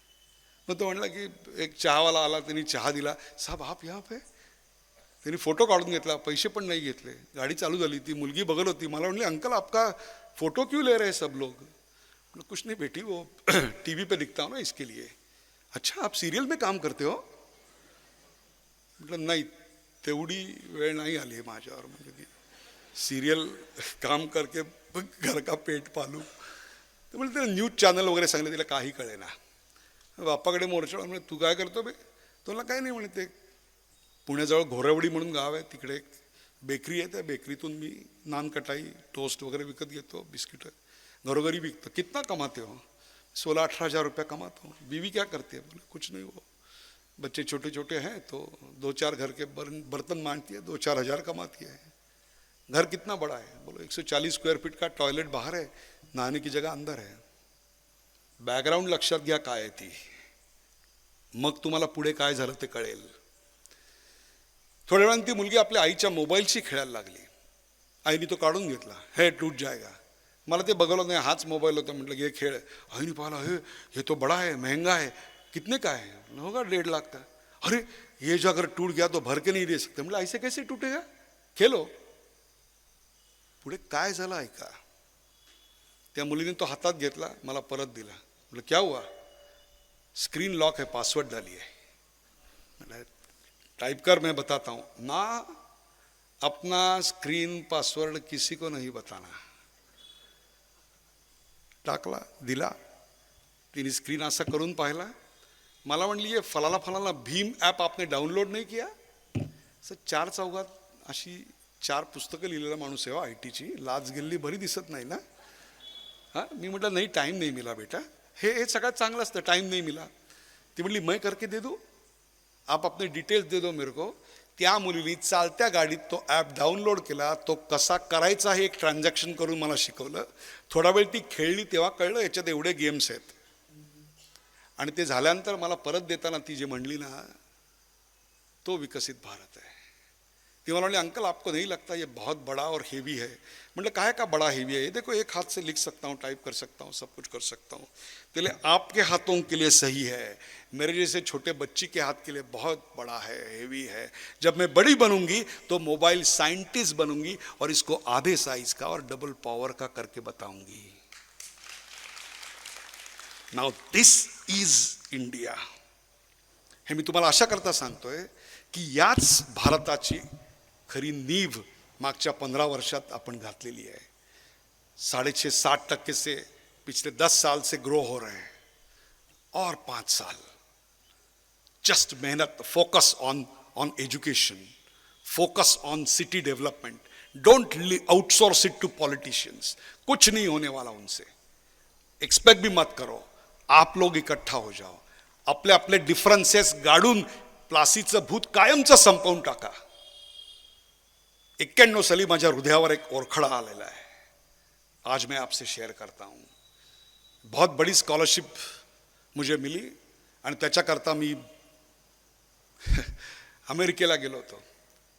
आणि विजासाठी आदल्या रात्री फुटपाथवर झोपून मी रांग लावली होती भारतात, मुंबईला. का? आम्ही अविकसित होतो आणि ते विकसित होते आणि आम्ही तिकडे गेलो. आज खूप बदललंय. भारतानं रशियाकडून ऑइल घेऊ नये म्हणून अमेरिका आमची भीक मागतंय. आणि हम कहते हैं लाइन अब हमसे शुरू होगी. हम टेबल पर बैठने की इजाजत नहीं मांगते, हम टेबल मांग रहे हैं. वैक्सीन तुम क्या दोगे, हम देते हैं. तू भी क्या याद करेगा, कभी सूरज भी आया था मेरे घर रोशनी मांगने. हम अपना घर न जलाते तो और क्या करते. हा नवा भारत आहे. एक दिवस असा यावा की करंजामधल्या एका शेतीचा प्रयोग बघण्याकरता अमेरिकन शेतकरी वॉशिंग्टनमधल्या भारतीय दूतावासासमोर भारताच्या विजासाठी आदल्या रात्री रांगेत उभा असेल. दॅट्स माय विकसित भारत. ऑस्ट्रेलियाच्या डार्लिंग हार्बरवर ऑस्ट्रेलियन लावणीच्या तालावर ठेका धरतील आणि शॉन्स ऑलिजे म्हणजे आयफेल टॉवर समोर फ्रेंच लोक गायत्री मंत्राचं पठण करतील. It is not just the economic power. कुटुंब व्यवस्था, योग. 21 जूनला मी आत्ता टाइम्स स्क्वेअरला होतो. अख्खा टाइम्स स्क्वेअर भरलेला होता आणि योगासनं करत होता. माझ्याकडे आजही व्हिडिओ आहे. माझा विश्वास बसत नव्हता. तिथून सेंट्रल पार्कला गेलो. 10,000 अमेरिकन ऊर्ध्वमूलम अधशाखम म्हणत होते. तेव्हा मला कळलं there is lot to offer to the world. आणि हे आम्ही विसरत चाललोय, हे आम्ही संपवत चाललोय. हे कुठेतरी आम्ही धरून ठेवलं पाहिजे, आमच्या पुढच्या पिढीपर्यंत पोचवलं पाहिजे. ही उद्योजकता सेलिब्रेट केली पाहिजे. या स्टोरीज आमच्या पुढच्या पिढीपर्यंत पोचवायला पाहिजेत. विकसित भारत हा केवळ पाठ्यपुस्तकांचा विषय नाही, तर तो प्रत्येकाचा विषय आहे. It should be a vision and action plan for everybody. तरच खऱ्या अर्थाने भारत विकसित झालेला असेल. मित्रांनो, काल शरद पौर्णिमा होती, कोजागिरी होती. कोजागिरी म्हणजे को जागरती. या दिवशी पृथ्वीवर लक्ष्मी येते आणि कोण कोण जागा आहे त्याला समृद्धीचं, संपन्नतेचं वरदान देते. म्हणून त्या दिवशी रात्री जागून आटवलेलं दूध प्राशन करायचं असतं की त्याचा शुभसंस्कार आमच्यावर व्हायला पाहिजे, म्हणून असं जागून हे विचारांचं आटवलेलं दूध प्राशन करण्याकरता आपण सगळे इथे जमलेलो आहोत. दॅट्स द ब्युटी ऑफ दिस व्याख्यानमाला. म्हणून हे सगळं वातावरण भारलेलं आहे. या गावातल्या या संस्था हे या गावातलं खरं वैभव आहे. आयुष्य म्हणजे काय हो शेवटी? विकसित म्हणजे काय? हा सुखाचा शोध आहे. आपल्या गरजा काय आहेत? अन्न, हवा, पाणी, सोबत प्रतिष्ठा. हे एकदा मिळालं की मानवी स्वभाव आहे की मग चांगलं अन्न मिळालं पाहिजे, मग पिझ्झा मिळाला पाहिजे, मग आणखीन महागडं अन्न पाहिजे, मग आणखीन महागडं घर पाहिजे. याच्यात काहीही गैर नाही आहे. This is bound to be there. अधिक चांगलं हवं, मग त्यातून संग्रह आला. 7 पिढ्यांना पुरेल इतकं हवं, त्याच्यातही काही गैर आहे असं मला वाटत नाही. प्रॉब्लेम कुठे येतो? जेव्हा तुमच्याकडे एक्सेस असतं आणि त्याचं बार्टर एक्सचेंज करावं लागतं, तेव्हा आपण एक चलन वापरतो आणि ते चलन म्हणजे पैसा आहे. पैसा हा आपण शोधला आहे. लक्ष्मी त्याच्या आधी होती. म्हणूनच आमच्या ऋग्वेदामध्ये श्री सूक्त, श्री म्हणजे लक्ष्मी आणि सूक्त म्हणजे स्तवन, हे जे काल करायचं होतं आपल्या सगळ्यांनी. हाच विकसित भारताचा खरा मूलमंत्र आहे. म्हणूनच आमच्याकडे सकाळी श्लोक आहे, कराग्रे वसते लक्ष्मी, करमध्ये सरस्वती, करमूले तू गोविंदम, प्रभाते करदर्शनम. 4 पुरुषार्थ आहेत आमच्याकडे: धर्म, अर्थ, काम, मोक्ष. अर्थ, अर्थ म्हणजे काय? पैसा. म्हणूनच आमच्याकडे लक्ष्मीची उपासना विद्येच्या माध्यमातून करायची परंपरा आहे. त्याचंच वर्णन या ऋग्वेदामध्ये केलेलं आहे, त्याचंच वर्णन या श्रीसूक्तामध्ये केलेलं आहे. आणि लक्ष्मी म्हणजे काही केवळ भौतिक श्रीमंती नाही, एका भागाची नाही आहे. त्याच्यात सौख्य आहे, समाधान आहे, शांती आहे. या सगळ्याचा परिपोष म्हणजे काय असेल तर ती विकसित भारताची कल्पना. कुठलंही सूक्त काढून घ्या, कुठलंही स्तवन काढून घ्या, 3 गोष्टी असतात. प्रथम त्या देवतेचं वर्णन असतं, मग माझी तिच्यावर कशी श्रद्धा आहे हे असतं, आणि नंतर असतं मला याचं वरदान दे, मला हे दे, हे सांगितलेलं असतं. म्हणूनच आपण म्हणतो महालक्ष्मीच विद्महे विष्णुपत्नीच धीमही तन्नो लक्ष्मी प्रचोदयात. हे का म्हणतो श्रीसूक्तामध्ये? त्याचा विकसित भारताशी असलेला संबंध करून घ्या. विद म्हणजे काय? समजून घेणे. आणि धीमही म्हणजे काय? ध्यान करणे. त्या लक्ष्मीला मी समजून घेतोय, तिचं ध्यान करतोय, आणि तुम्हाला वर दे की मी विकसित आणि श्रीमंत होईन. हे ऋग्वेदामध्ये आपल्याकडे लिहिलेलं आहे.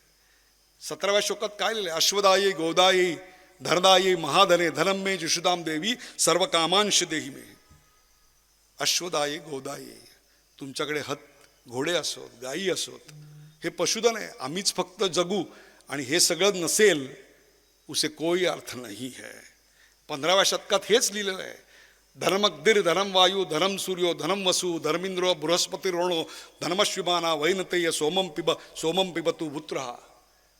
अग्नी हे धन आहे, वायू हे धन आहे. कारण तो जर शुद्ध नसेल तर पर्यावरणाचे भीषण प्रश्न निर्माण होतील.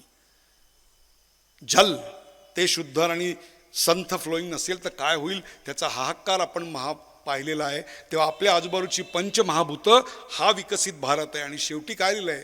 पुत्र पौत्र धन धान्यम हस्तश्वाश्वतिर रथम प्रजानाम भौसिम माता आयुष्मंतं करो तुम्ही. मला काय वर दे? आमच्या घरातली पुढची संतान होवो, त्यांची पुढची संतान होवो. धन धान्य, हत्ती, घोडे आणि रथ सांगितलेलं आहे. रथ म्हणजे आजच्या भाषेत ट्रान्सपोर्टची साधनं आहेत, ही सगळी पाहिजेत. त्याला विकसित म्हणतात.